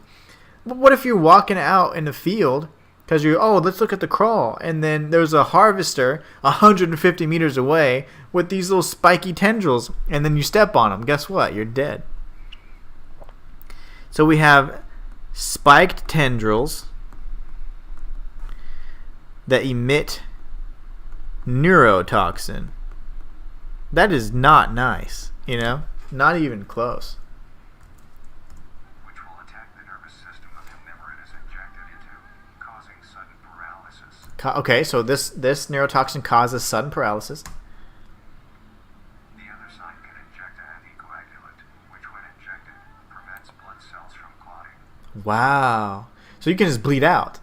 It has an anticoagulant. So our blood naturally, if you have a wound and you're cut, our blood ends up creating these like thicker platelets and it coagulates and that stops the blood flow. And that's kind of what you see, when your blood starts getting thicker and eventually becoming like a scab. That's all because of the coagulation. An anticoagulant means it's preventing that process from happening. So if you are cut, you'll continue to bleed out. So eventually you'll die if the wound is large enough. That's not good. Also not good. So we have one side that emits neurotoxin or another side that emits anticoagulant. That is insane. Coagulant. Not very nice. Not very nice at all. Whenever a large animal moves across the area armed with these tendrils, the branches will clamp onto the animal and thrash violently. Oh, wow. I'm sure that once they're caught and every time they're thrashing, it's getting the spines are injecting more neurotoxin, and then you have the other side that's injecting the anticoagulant. So now they have multiple wounds that they can bleed out from. Prey has been injected with both venoms. The tendrils will rest and the prey will immediately collapse. The animal will be unable to move due to the paralysis, and the wounds caused by the thrashing spines will not stop bleeding. Wow. So we kind of nailed it. So those two spines, I'm not sure if it's like one on each side, but essentially they work in tandem. So as the animal is thrashing around, opening up more wounds, it's getting stabbed by both of the venoms simultaneously. So essentially, it's going to have all these holes in it. It's going to be paralyzed, and then it's going to bleed out. It looks like from here, the blood and maybe even the flesh and all that, it's going to just seep right into the tendrils, maybe the second type of tendril that we haven't learned about yet. And it probably just absorbs the nutrients. So it's like a perfect cycle. And then guess what? You have a dead animal there. So the crawl will probably end up going ahead and eating it. So it's like now we have like a whole ecosystem and kind of like how this Vita Carnis species or whatever and all the subspecies, how they fit into kind of our world, you know? Can only imagine that this can also pose a problem for humans too, because that's like a deer or whatever. Those are massive. Like in person, if you've ever seen, they're huge. So they're much larger than a human. So if it can take down a deer or whatever the hell that is, it can definitely take down a person. All the prey can do is lie patiently until succumbing to blood loss. Oh my gosh. It's drained of blood, so now it's white. The prey has bled out. The second type of tendrils come in. They lie below the spine, equipped once. These branches are thick, but very sturdy. They share similar anatomy. The second type of tendril, just like we talked about. The small branches of the crawl, equipped with organelle that absorbs nutrients. So those are, they have organelles that absorb nutrients.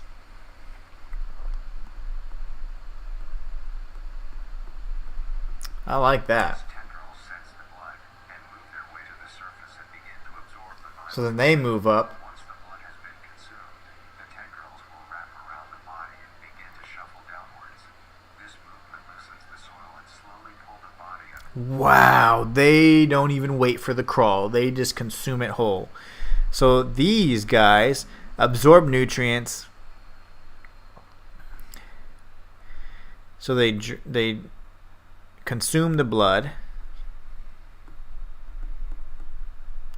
And they drag down prey. Or not even prey anymore, it's just the carcass at this point. There is a record of a team of hikers losing 2 members to a harvester. Oh my gosh. So it can take down humans. 2 humans. The ground. Once secure, the tendrils will continue to feed until there is nothing but scraps. So they, as with all the other creatures, are very efficient. The nourishment absorbed by the tendrils will be sucked back into the main bulb of the harvester. This bulb houses all the vital organs and the venom glands that pump into the spines. Okay. More fun stuff here. Photos by, I think I've seen that name one time. Alistair's Angel, I think.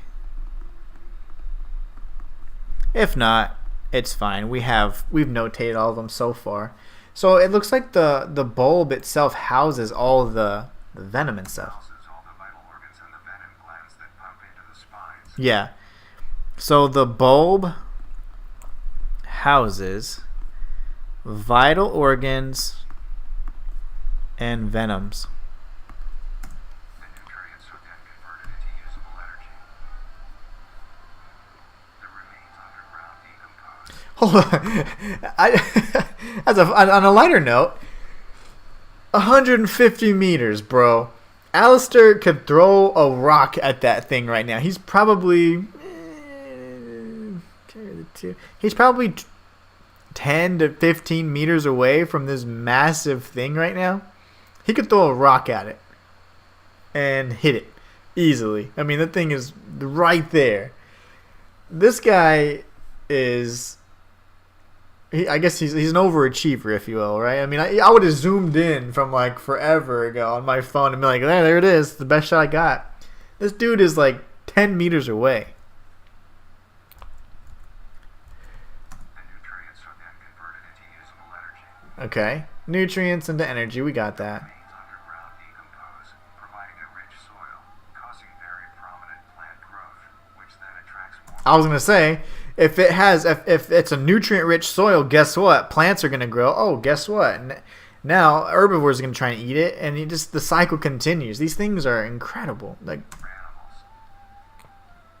A strange behavior the harvester displays as its choice of diet. The spines will only activate on larger animals, allowing smaller ones to pass by unaffected. wow, okay. So it prefers larger animals and allows smaller ones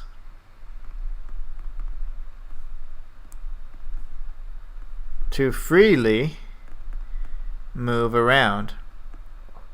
Now, from like an organism and biology kind of perspective, that makes sense, because a creature that isn't like necessarily the best hunter, or even those that are designed purely for hunting, like their rates or success rates are pretty low. So like if you think of like a lion or a cheetah or whatever, like their success rates are incredibly low. So you have to pick and choose your battles, right? So it comes to like a cost benefit analysis, if you will. You want to make sure that the energy you expend is going to be worth the energy you receive in return. So if you're taking all this effort to get a rabbit, which is relatively small considering you're 10 feet tall, and you cover a span of 150 meters, you have a lot of surface area. All of it's concentrated in the bulb, but a rabbit might not give you the same nutrients, not even close to what a larger prey animal would be, which would be like a deer or whatever. So it probably makes more sense from an efficiency standpoint to let the smaller animals just do their thing, move around, eat the plants, whatever, and then take on the larger animals, so that they're getting more bang for their buck. Not only that, but it's possible that like some herbivores, things are going to be a lot smaller. Of course, your deer and stuff are larger. But if you have like something in comparison, like if you had a predator trying to get after a rabbit or something, or a predator that's now searching for a deer, I mean, you can start getting even bigger prey depending on how effective that neurotoxin is. So I think that's why they probably let the smaller animals just kind of roam around. Anything would go for the greater score. Exactly. Yeah, he's going for more points. He wants more. He wants higher points, man. This guy is smart, and that's the thing. Like, there's so many amazing creations on Earth that are for real. It's like it just works so perfectly, like in nature and stuff. And it's neat because now you have this new species, right, Vita Carnis, that's been introduced to our existing ecosystem, and it fits perfectly in all those things. And it's smart, it's efficient, and it's creepy. The spines will also not activate on some species of bird. There are a couple theories as to why this happens. One, it could be that attacking smaller animals would cost too much energy. We just talked about that. Attacking smaller animals costs too much energy. I'll write that down. Especially if it has to make its own venom, right? It has to produce the venom. That's probably pretty costly from an energy standpoint.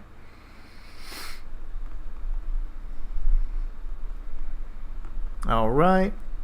Costs too much energy. For what they get in return, making it not worth the time. Another could be that smaller animals may attract larger animals or predators, allowing a safe place where prey may thrive. Literally mentioned all of this. It truly is astonishing.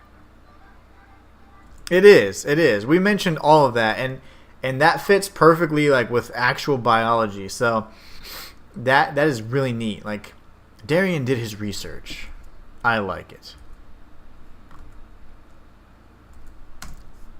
Although it is a spectacular creature, it is also very dangerous. Very dangerous. Harvester is decently rare, only populating sparse areas. Oh, okay. So they're dangerous, but rare. In the northern hemisphere and woodland forests. Okay, so they mostly live in northern hemisphere and woodland areas. Woodland forests specifically. That makes sense too, actually. Just taking a look at the time. We're doing great on time. If you are stung by a harvester, there will be no way of helping. Oh. Being that there is no cure, and fatality is 100% possible. What? There's no cure for harvester venom. That's awesome. That's just great.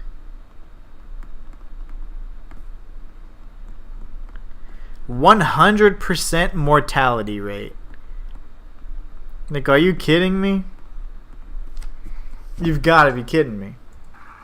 We've got an article. This might be the article that Mr. Singularity mentioned. Fatality is 100% possible. Perfect. Look at this.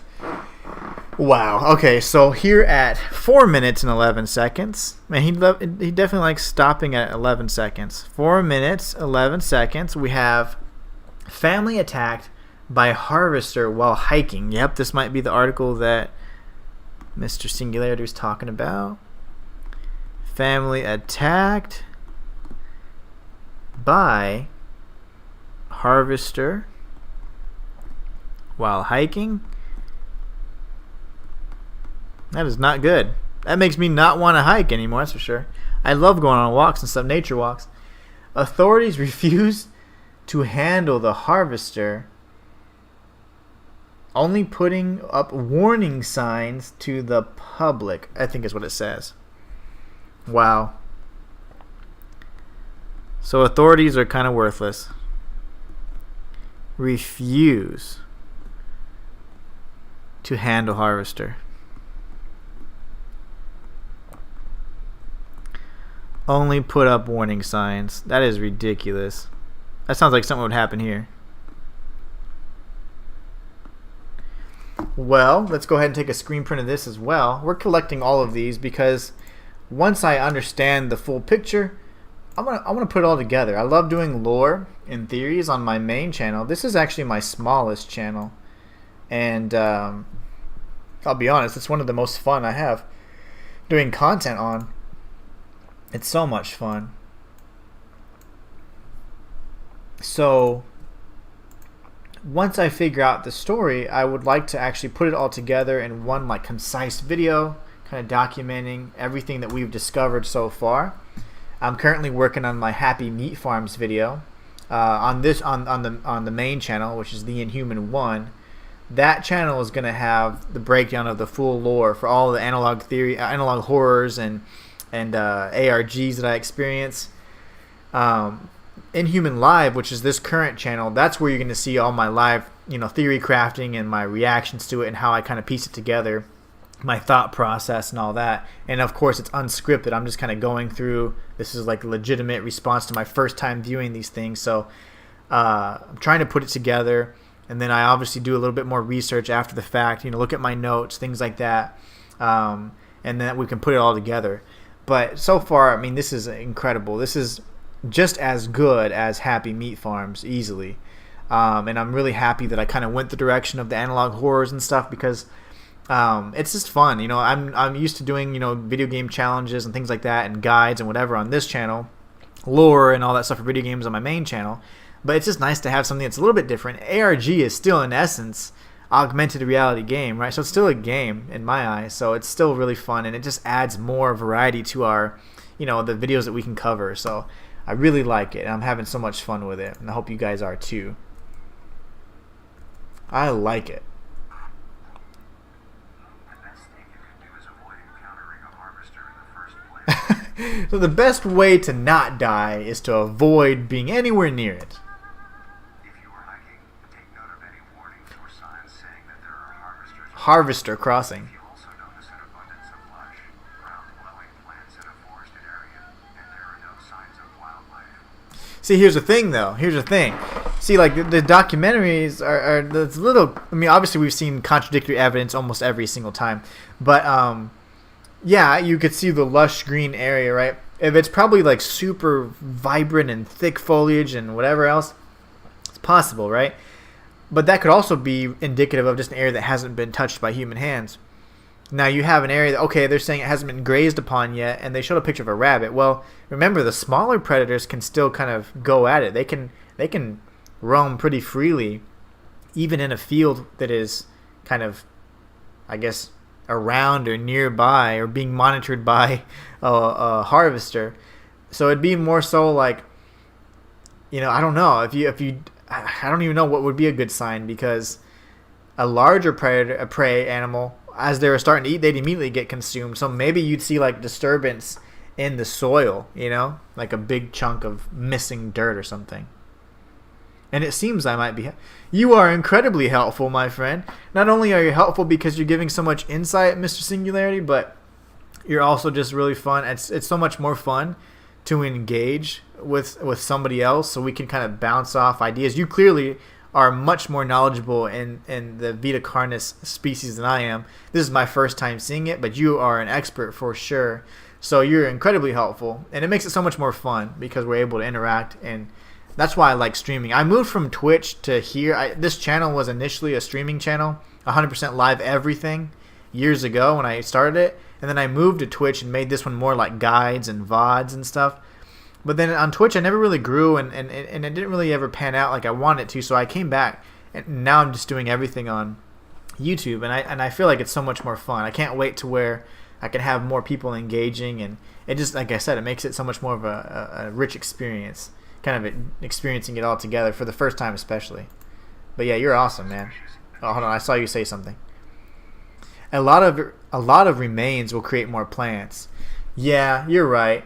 So you're right. So like if there was a bunch of foliage and like thick, lush grass and plants, whatever, that means a lot of things have died there. So you're right. That would be a good way to see it. A good way to spot a harvester trap. Leave the area, staying close to the base of large trees or rocks. If you Okay, that's smart actually.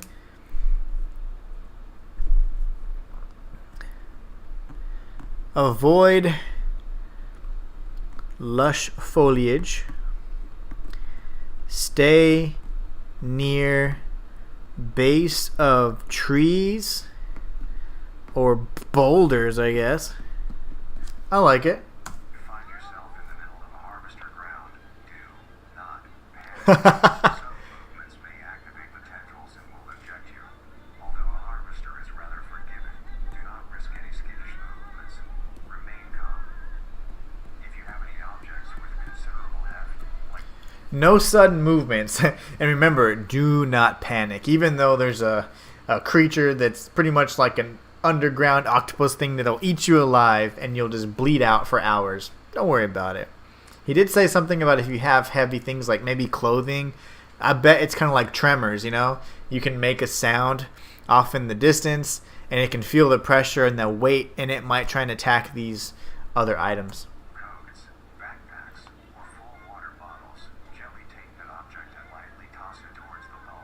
Yeah. Away from your escape route. This will activate the spines on where the object lands. Nice. Okay. Activate spines as decoys. I love it. That's a really good idea, actually. More plants, most likely will be harvester's domain. Yeah, for sure. I agree. So, like, I didn't even think about that until you said it. I was thinking, well, yeah, if you're in the wild, everything is going to be green. But if you see a bunch of different plants and stuff and, like, really, healthy looking foliage, untouched, untampered, a bunch of things have died there. So you don't want to go there. For a moment. You will then slowly begin to do wide shuffles away from the Wide shuffles, If possible, throw another object when you are certain you just to are make sure. distance away, just to be safe. I love the person that's talking. It's like, yeah, just throw another thing. It's fine. Continue until you are completely sure you are out of harm's way. You may come out unscathed, but don't be too obnoxious, or you will be a harvester's next meal. You might come out unscathed, but don't be too obnoxious. You might be a harvester's next meal. And then they go right to Alistair's angel photo, which is really funny because I said he was really close. And that to me is obnoxiously close. I bet his ass is dead. Oh, make a vibration and it will trigger it. Nice. Okay. Okay. I like it. Next up is the host. The host? Oh, gosh. I saw something else. Next up is the host. Let's see if we can get this one this time. Darn it. I need to use my right hand. I'm a right-handed frame by frame guy. Okay, nope.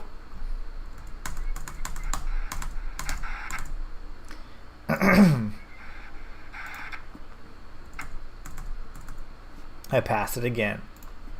Genius.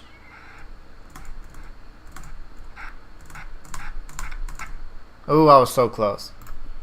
The host.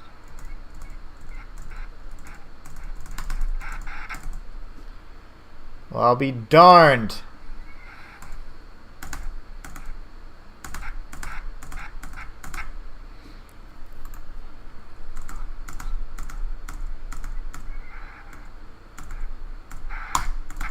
Ooh, I was so close. Okay.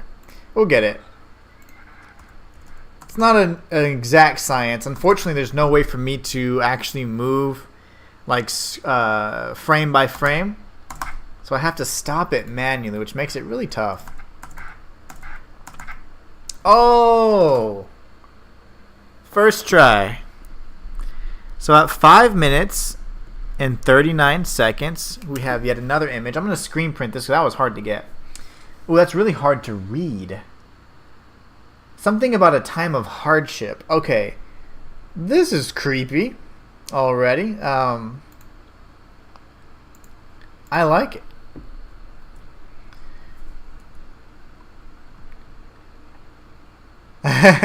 Most harvesters call Canada their home, and it makes perfect sense too. I've actually been to Canada, and it would make sense because there's lots of forests and woodlands out there for sure.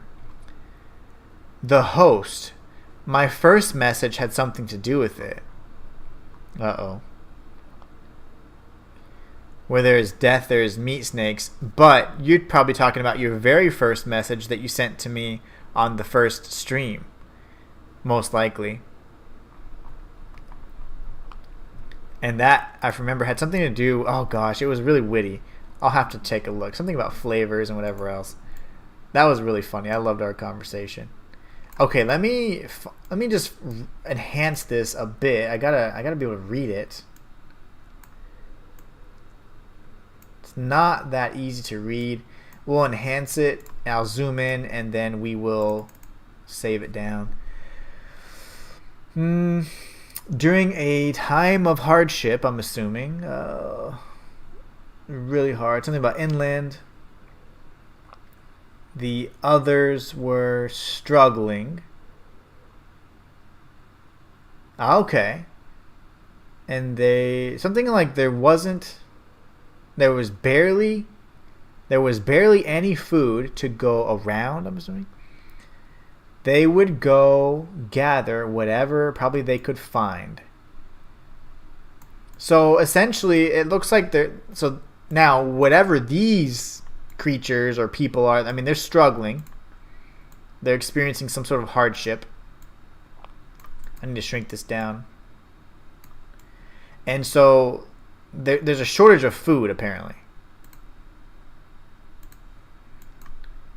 And that's never a good thing because people start eating random stuff. Okay, I'll just drop this down here. I want to get all the words though, at least. Time of hardship. Okay, we can go ahead and save that down. I think we're doing pretty good in capturing some of these images. I'm actually pretty pleased with how well we're doing. Depending on how long the host video is, I definitely want to go through that as well. And then we'll probably end it after that because I need to eat and I gotta go pick up my kids. Let's see. Alright, so we got that going. Lovely. Jump back in here. Make sure there's nothing else secret going on from part 1. Okay, nice. First a prince and now critters. They both are similar in one way. Okay. First a prince and now critters. They both are similar in one way. Alright, interesting. I love it. This is great. Alright, Darian. Oh. Let me go ahead and take notes of the image we just saw. So there was critters struggling to find food. And those things are creepy looking too. Alright, so let's go over here. Now we're going to jump into, I guess it'd be Living Meat Research Documentary number 6, but let's just find out for sure. And then we're going to go talk about the hosts. Oh, I was like, what is this? Whoa, this game looks amazing. Let's play it. Let's buy it right now. The Host of Influence? Why does it have such a creepy name? It's not just host. Host of Influence. Okay. This thing is probably incredibly important. It's only a 4-minute long video, so I think we should definitely jump into it. That should give me enough time to grab a bite to eat after this and get to work on my other videos. You guys, I am a full-time content creator, and it's been an incredible journey. I wasn't always. I had a great, well, it wasn't a great job. I had a high-paying job, and I had been doing YouTube for several years on the side and getting, small checks or whatever. And out of the blue, one day I just got fired, and I had nothing to fall back on. And I had always dreamed of doing YouTube full-time. So I said, you know what, I'm going to pursue this passion of mine and use this terrible occurrence as an opportunity to pursue my dream, because I don't feel like I ever would have been like, oh, I have just enough of a nest egg to go ahead and quit my job and do this. I never would have done that. So me being severed from my job and fired and whatever else, just literally in an instant, I was like, well, I'm just going to try and pursue my dream. So I did that, and it's September of 2021. And that's when I started doing more of the streaming type stuff and whatever else. But I had the 3 channels, and I just did everything I could to make it work. And now we're almost approaching 2 years in September, where I've been able to still, kind of, help out and provide for my family and do all that and pursue my passion and do what I love. These last few months, though, have been crazy bad, because at the end of last year, I had some health issues and whatever else. So these last 6 months have been so difficult. I've been trying to jump back or bounce back from that damage that it did to my channel and the performance, because all across my 3 channels, even my largest channel, is pretty much dead. And so I've been trying to be innovative and I was so worried about the business aspect of I have to make money because I have to be able to pay for stuff because I have to provide for my family. But then I just said, you know what? I also have to realize that you got to enjoy life, and I can't worry every day. So I was like, instead of making this so much of a transactional type thing, I got to remember why I wanted to do this to begin with. And it was because I love creating content. I love doing stuff like this. So I just want to pursue my passion and share that with you guys and hopefully create a community that likes and enjoys the same things. And so I know this is kind of a deviation from the content, but it's just, I wanted to share that with you guys because this is something that's been very difficult to do, but still so fulfilling and very, it just makes me believe that, yeah, you can do anything if you don't give up. Now, even though things are incredibly tight, from a financial perspective and whatever else, I'm trying so hard to make it to where I can just breathe every once in a while. But bouncing back from that 6-month time, it just was hard, and I'm still feeling the effects. I'm trying to get back to where I can comfortably, be able to, be in a situation where I'm okay and stable again. But we'll get there. And the key is you stay positive and you always look forward, and you don't look at all the bad things and how everything's falling apart. You look at all the good things that you do have. So always count your blessings and never give up, because you can do anything. You can literally do anything as long as you have a good attitude. And you don't even have to have a lot of talent, and you can still do it. So I just want to let you guys know that in September, I'm going to be so proud, because it's going to be 2 years that I've been doing this full time. And even though it's been up and down, it's still been an experience that I'll never forget. So it's been really awesome. Oh, thank you.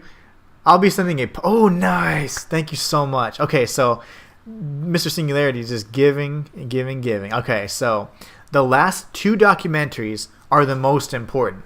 Okay, the last 2 are the most important. I will be sending a puzzle in the comments for a little help with lore, and I will forever be indebted to you, my friend. Well, it's sorry to hear, but you can do it. I believe so too. I do agree. I agree with you, because if I'm like, I don't know, that's not me. I know I can do it, and I can do it because I have the passion for it, and people like you help me like just realize why I do it. You know, so it's like it's because of people like you. This is why I do it. You know, this is like so much fun because I want people like you to enjoy it as well, and it's such a great experience. So yes, I can do it, and I will because of people like you. So I appreciate you. 2 anniversary, baby. Yep, in September, and I am so excited. I know I can make it. I just have to make sure we eat until then. But yeah, we can definitely do it. My wife's amazing as well. She's been supporting me this whole time in terms of like, you know, don't go back to being a corporate, you know, drone anymore. Like, you can do this. You know, you've been wanting to do this your whole life. Now you can do it. I'm like, yay. So it works when you have amazing people supporting you. And yes, I'll be looking forward to the puzzle in the comments as well. And just so that you know, every Monday, Wednesday, and Friday, I will be doing some kind of ARG like this. If you ever see me live at any other times on this channel, it'll just be for me doing challenge runs on video games, because I do lots of those. Like, I do lots of challenge runs, and I always kind of have. So it'll be something that I pepper in the channel, just because I just kind of like a lot of the subscribers I currently have like that stuff. I love doing them, and they like guides. So it's like, oh, it's fun. I like helping people, instructing people. It's just, for me, it's really fun. But anyways, you'll see stuff like that. But every Monday, Wednesday, and Friday, this is when you're going to see what I feel is like my favorite content that I'm doing on this channel right now, which is fairly new. I just started doing it a few weeks ago. So anyways, Imperium Carnis. You know this guy's important. You know this guy's important with a name like that. That is too much. Oh my gosh. It looks like a mimic that's kind of like has like some sort of, maybe he can influence the harvesters or the crawl or whatever's around him, because he seems to have like a larger limb. Oh man, that's not good. I don't like it. Host of influence. I don't like it at all. Actually, but he is kind of awesome looking, I'm not gonna lie. And his name, the Imperium thing, that's important. You know, again, these scientific names that they have certainly have a significance to them, and they can give you a little bit more insight into the creatures and why they're named this, because maybe it gives you a little bit more knowledge about their true purpose. Oh no, he has hair. Challenges are fun. They are fun. This to me is a challenge in and of itself. You're trying to figure it out live, and it's a challenge right here, right just of the mind. Host of influence anatomy. Oh my gosh. More commonly referred to as the host, has its name derived from a host who invites guests to an event. Not to be confused with a host, a harborer of parasites. Oh, okay. Not a host, but a host. Someone that invites. Wow, okay. That's actually pretty interesting. So not one that like infects, but one that invites. That is creepy. Or disease. The host is a semi-humanoid looking organism. Huge. It has the structure of a head, torso, and arms. Other than this, it shares no other characteristics. Ew. Looks creepy to me. The mystery of the unknown. I love it. I love figuring out, you know, these things, or just learning as much as you can. It's just a really cool world building experience, and whoever did it, I mean, they took a lot of time and they did their research, which is fun. The lower half of the host is comprised of a massive fibrous tissue and tendrils Oh. that burrow into the ground to hold the host in place. Okay, lower half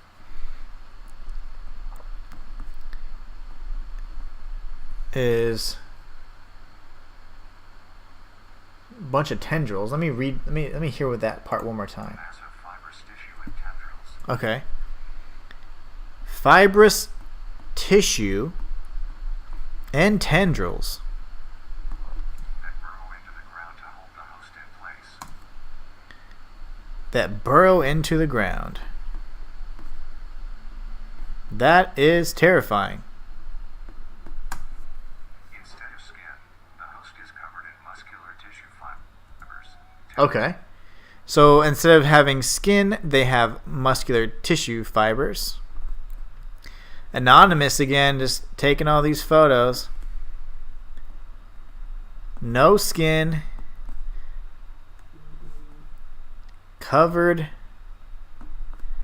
in muscle fibers. I have a feeling these things aren't very nice. Let me see, I got a message real quick, make sure it's not an emergency.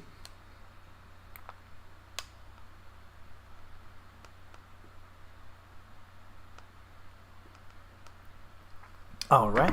Tendons and veins in some parts of the body are covered in a meaty plate used to cover any large exposed areas, but allowing movement. Okay, so they have meaty plates. That's more for defense, I guess. I'll add that as well. Meaty plates to cover exposed areas. So, if any kind of creature ever has any kind of defensive structures on them, that means that they can be harmed and that they have vulnerabilities, because they always compensate for their weaknesses. And that's what nature does. So, that's interesting.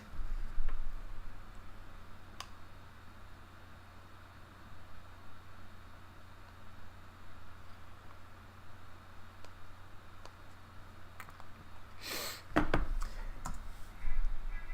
host's head has a smooth surface where the face should be, attached to a crooked neck, which houses a slit in the front used for feeding.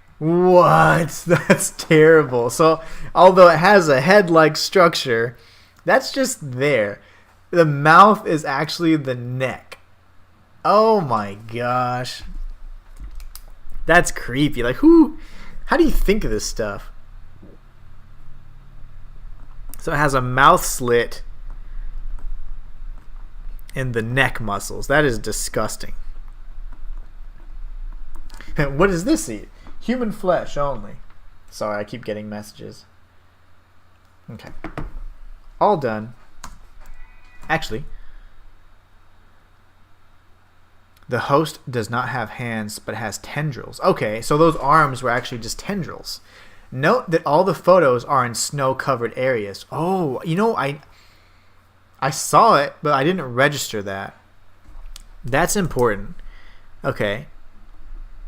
Snowy areas. So that means they can survive the cold. That's not good. On the host's back is a mound of pores. Protruding from these pores are hollow, hair-like structures extending outwards. These hairs are barrels that release spores produced within host's body. Oh my gosh. Now we're talking spores. And I bet the spores then probably, like fungus, they propagate the ground or whatever, and then guess what? Crawl comes out, and then the whole cycle begins again. Crawl, trimmings, the meat snakes, and everything else. Hair-like protrusions. Actually, hair-like probes that disperse spores. Oh gosh. By being fired into the air. These spores are hazardous, so keep clear of them at all costs. Lovely. And I saw something there. It could have been a hazard symbol, but I couldn't tell. Hazardous spores. You gotta love it. Mr. Singularity says, well, you're not wrong. It does eat only human flesh, but only certain parts of the human body. Oh my gosh. Oh my gosh. Lovely. Absolutely lovely. These spores are hazardous, so keep clear of them at all costs. I saw something. Okay. It was something. Oh, darn it. At all costs. Darn it! Keep clear of them at all costs. What the ball is that? I'm taking a screenshot of that. I don't know what it is, and I almost don't. It's like, this is the reproductive system of the host. No, that might be the neck hole, or that might. Oh gosh, I can't really. I don't know. That's creepy. Whatever it is, but I'm certainly actually taking that image. That's at 128. I don't know what it is, so I can't really label it. I'm going to put unknown image. I have no clue what it is. It looks like a horizontal image of the neck hole. It could be something inside of a tree. Could be something like where that's a mountainous back range and there's snow. I really can't tell. That's hard to make out. Especially when you're blind like me. I'll shrink it down just a bit so it can fit the full thing here. Yeah. Just think, I don't want to miss out on anything. You know, like if I ever refer back, I'm like, oh my gosh, that's what that was. Like I can't wait for those aha moments. No, what's happening? Okay. Don't force me to update to Windows 11. I refuse. Okay. They can also eat animals. Beware the red triangle and the black circle. There you go. Okay, okay. You are amazing. Red triangle, black circle. Okay. Thank you so much, Mr. Singularity. Oh, I just saw something else. Maybe. I did. Was that like a window or? Oh gosh. Oh gosh. Okay. I have a few ideas about this scene right here. Oh, this is creepy. Another image that I'll identify as unknown. However, it does slightly resemble people in cloaks. And remember they mentioned cultist activity. So I play a lot of, I watch a lot of sci-fi, horror, anime, play a lot of games. My mind is thinking about a bunch of things at this time. Initially I thought it was like hands, then I realized it's someone from inside, we're outside peering inside, it looks like, through a window. And these people are probably chanting or doing a cult, or some sort of occult activity, because they have their hands up like they're worshiping something or maybe chanting, I don't know what. And then since the figures are so smooth, it seems like they might have robes on.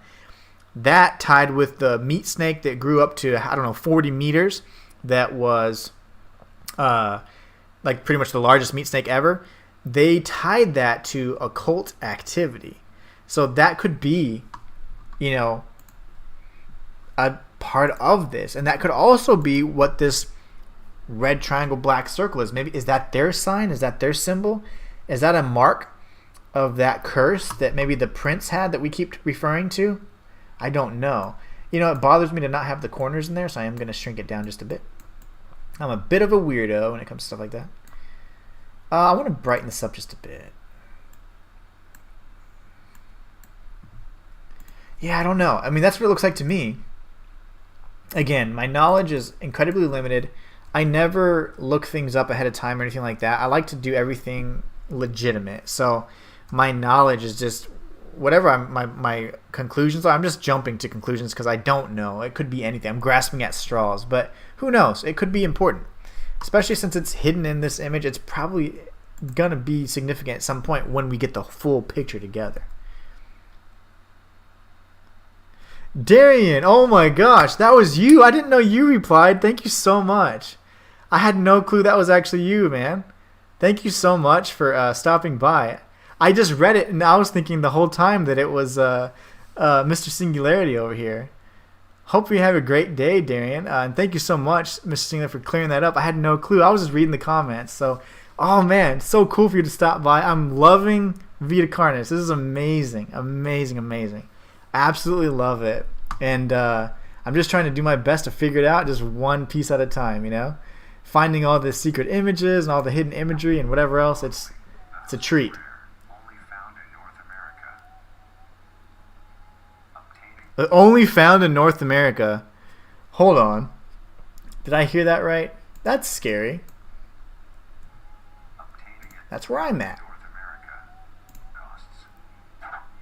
Luckily, the host is rare, only found in North America. Well, luckily, if you don't live in North America, gosh, that's terrible, because that is literally where I'm at. So, yeah. So they're rare, only in North America. That is so awesome. That makes me never want to step outside again, actually. So thank you for that, Darian. Darian, the bringer of nightmare fuel. Indeed. That's so cool that he stopped by. I didn't even notice. I just read the note, the comment, not thinking, because it's been you for a while. That's really cool to have him stop by. I appreciate that, Darian. You're awesome. Nightmare fuel. About the host is a very risky and daunting task. This is because of their rarity and of how dangerous it is to be up close to one. Hazardous spores. Yep, I mean, he mentioned that very clearly.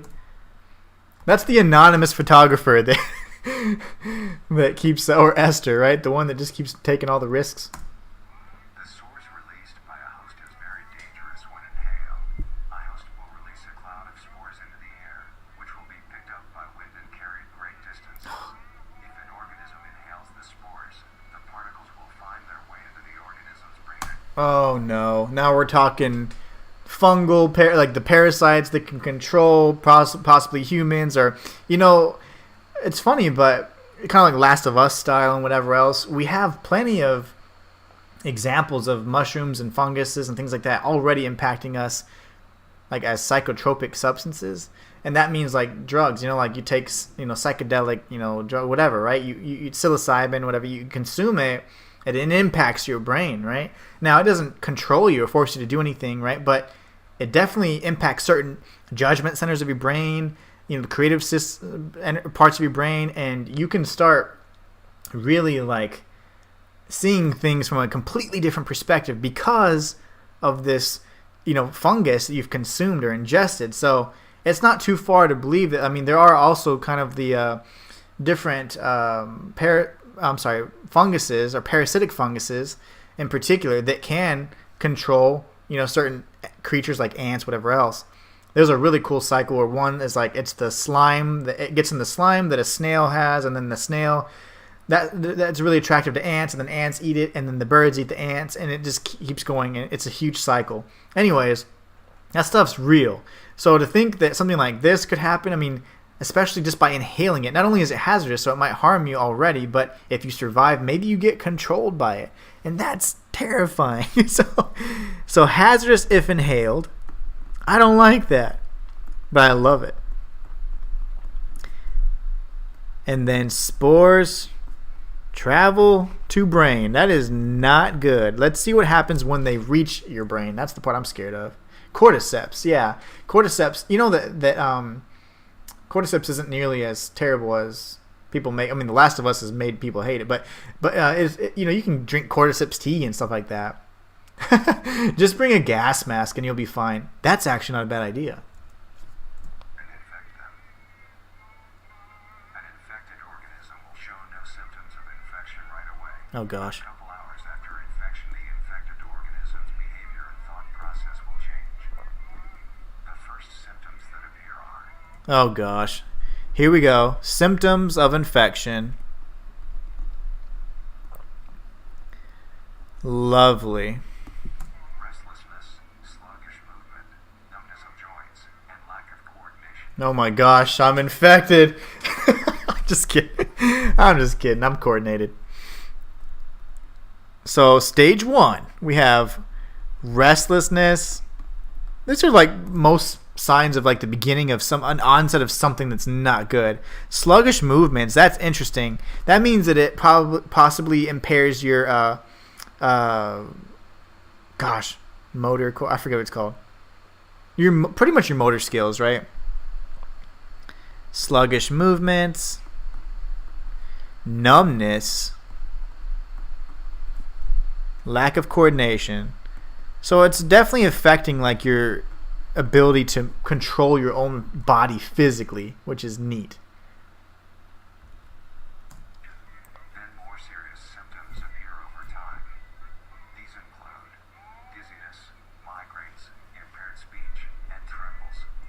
Trembles.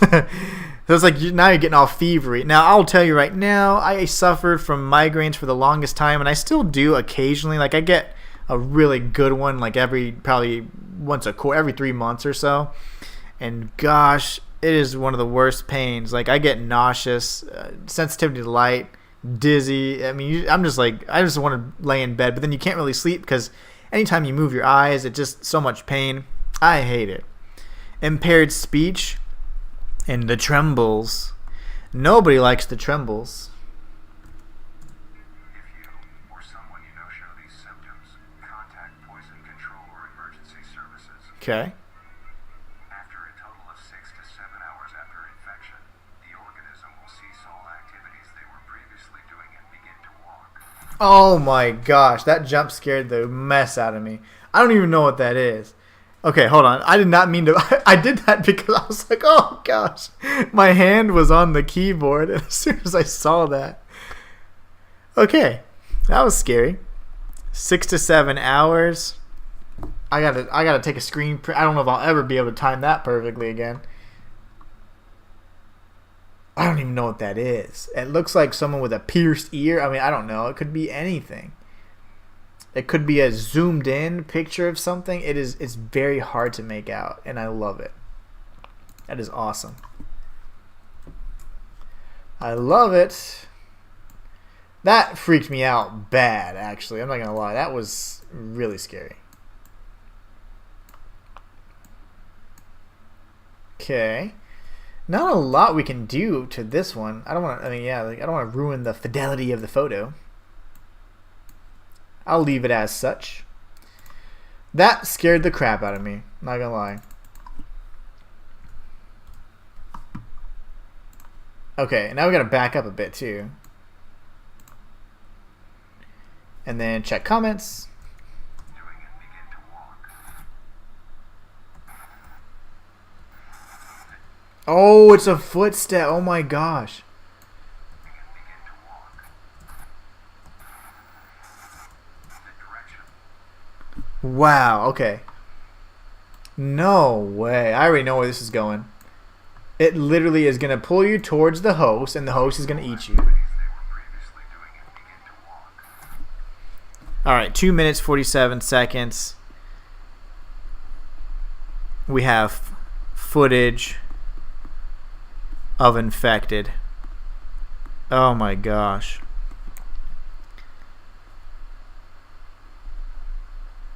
Infected host begins to walk.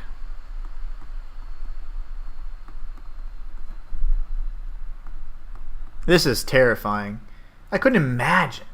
The direction the infected will walk is towards the host whose spores have been inhaled by the infected individual. If the infected Ugh. makes their way to the host, they will kneel down in front of it, expose their vital organs, and the host will promptly gut and remove those organs. Oh my gosh. So yeah. Just like you said, they eat humans, but specifically only certain parts. Oh my gosh. And the fact that they kind of like prostrate like that, they get on their knees and then they expose, that is just, yeah, that's what's so terrifying. Because normal response, obviously you ball up. You don't ever expose yourself to a threat like that. That's terrifying. I mean, golly. Oh man. Kneel. Expose organs and die. That is ridiculously scary. The host will consume them and discard the leftover scraps. He eats hearts. However, if an infected organism doesn't reach the host within a 36-hour span or is treated for their infection, the effects will wear off and return back to normal. So you have 36 hours.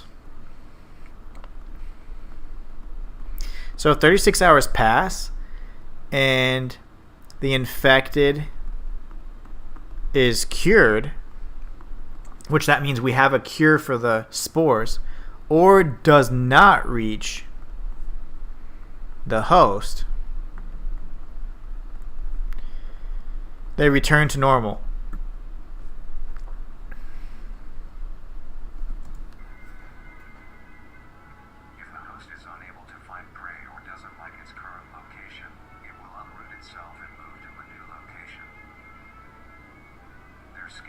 Yeah, scary. And they can move. Okay, so they can relocate.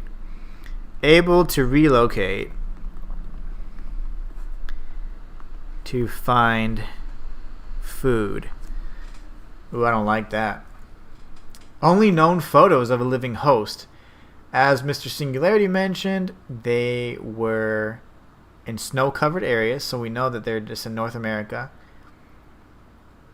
And we know that they eat animals because Darian himself mentioned that. Numbers in the hazard of being around one makes getting info about the host very daunting. All you need to currently know is that the host is extremely dangerous and should be avoided at all costs. Okay. Yeah.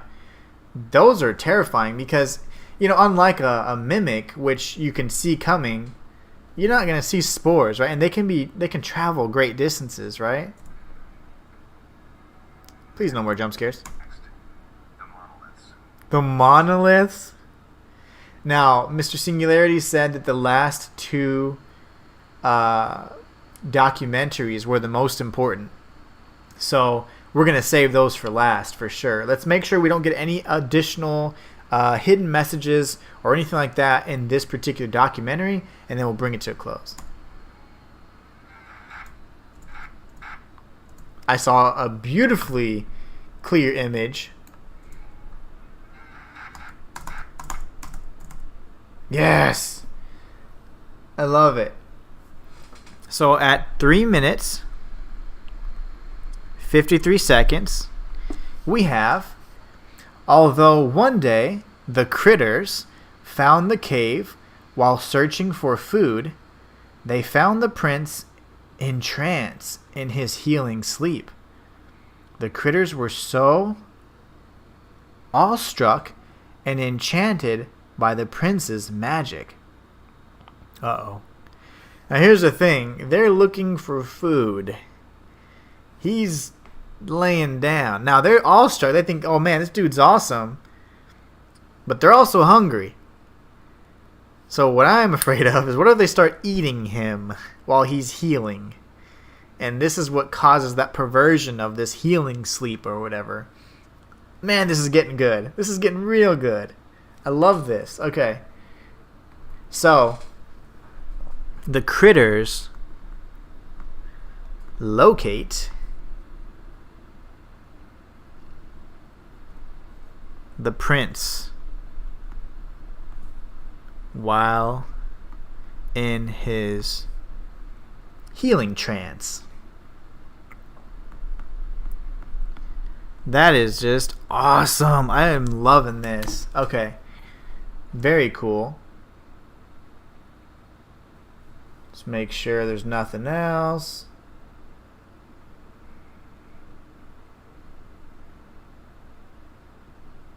Okay. Go away. No, I don't want to watch your ads. That was so funny. I thought that it was like an image of like some skinny twirled up person, but it was literally just a foot. Just a foot. Alright. Not beautiful, but it'll do. I mean, I was just so happy that the image was so clear, though.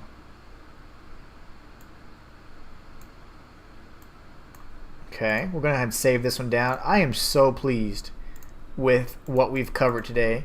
And even more pleased that I got to meet Mr. Singularity himself, the one who has given me so much knowledge about Vita Carnis. And also, Darian Keloy stopped by. Is it Quiloy or Keloy? He actually stopped by and mentioned that the hosts of influence also eat animals.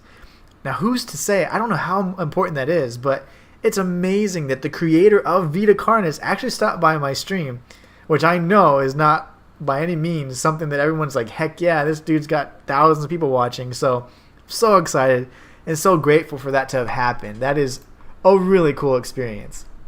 One that I will not forget. Let's check out the comments and see what's going on. Well, Anonymous will need treatment. Anonymous is hurting right now. That's for sure. Poor Anonymous. They documented so many great pictures. I don't think they knew what they were getting into after they delivered that final photo of theirs. Well, that seems to be the end of the stream. Goodbye. See you next time. Enjoy the puzzle. I will. Thank you so much, Mr. Singularity. You are awesome. I hope you have a great rest of your day, and I really appreciate you stopping by. It means so much. It's so great to be able to interact with someone live while we're doing this, someone that's so knowledgeable as well. So I hope you have a great rest of your day, and yes, I can't wait to see you next stream if you can make it Friday at 11 a.m. Central, okay?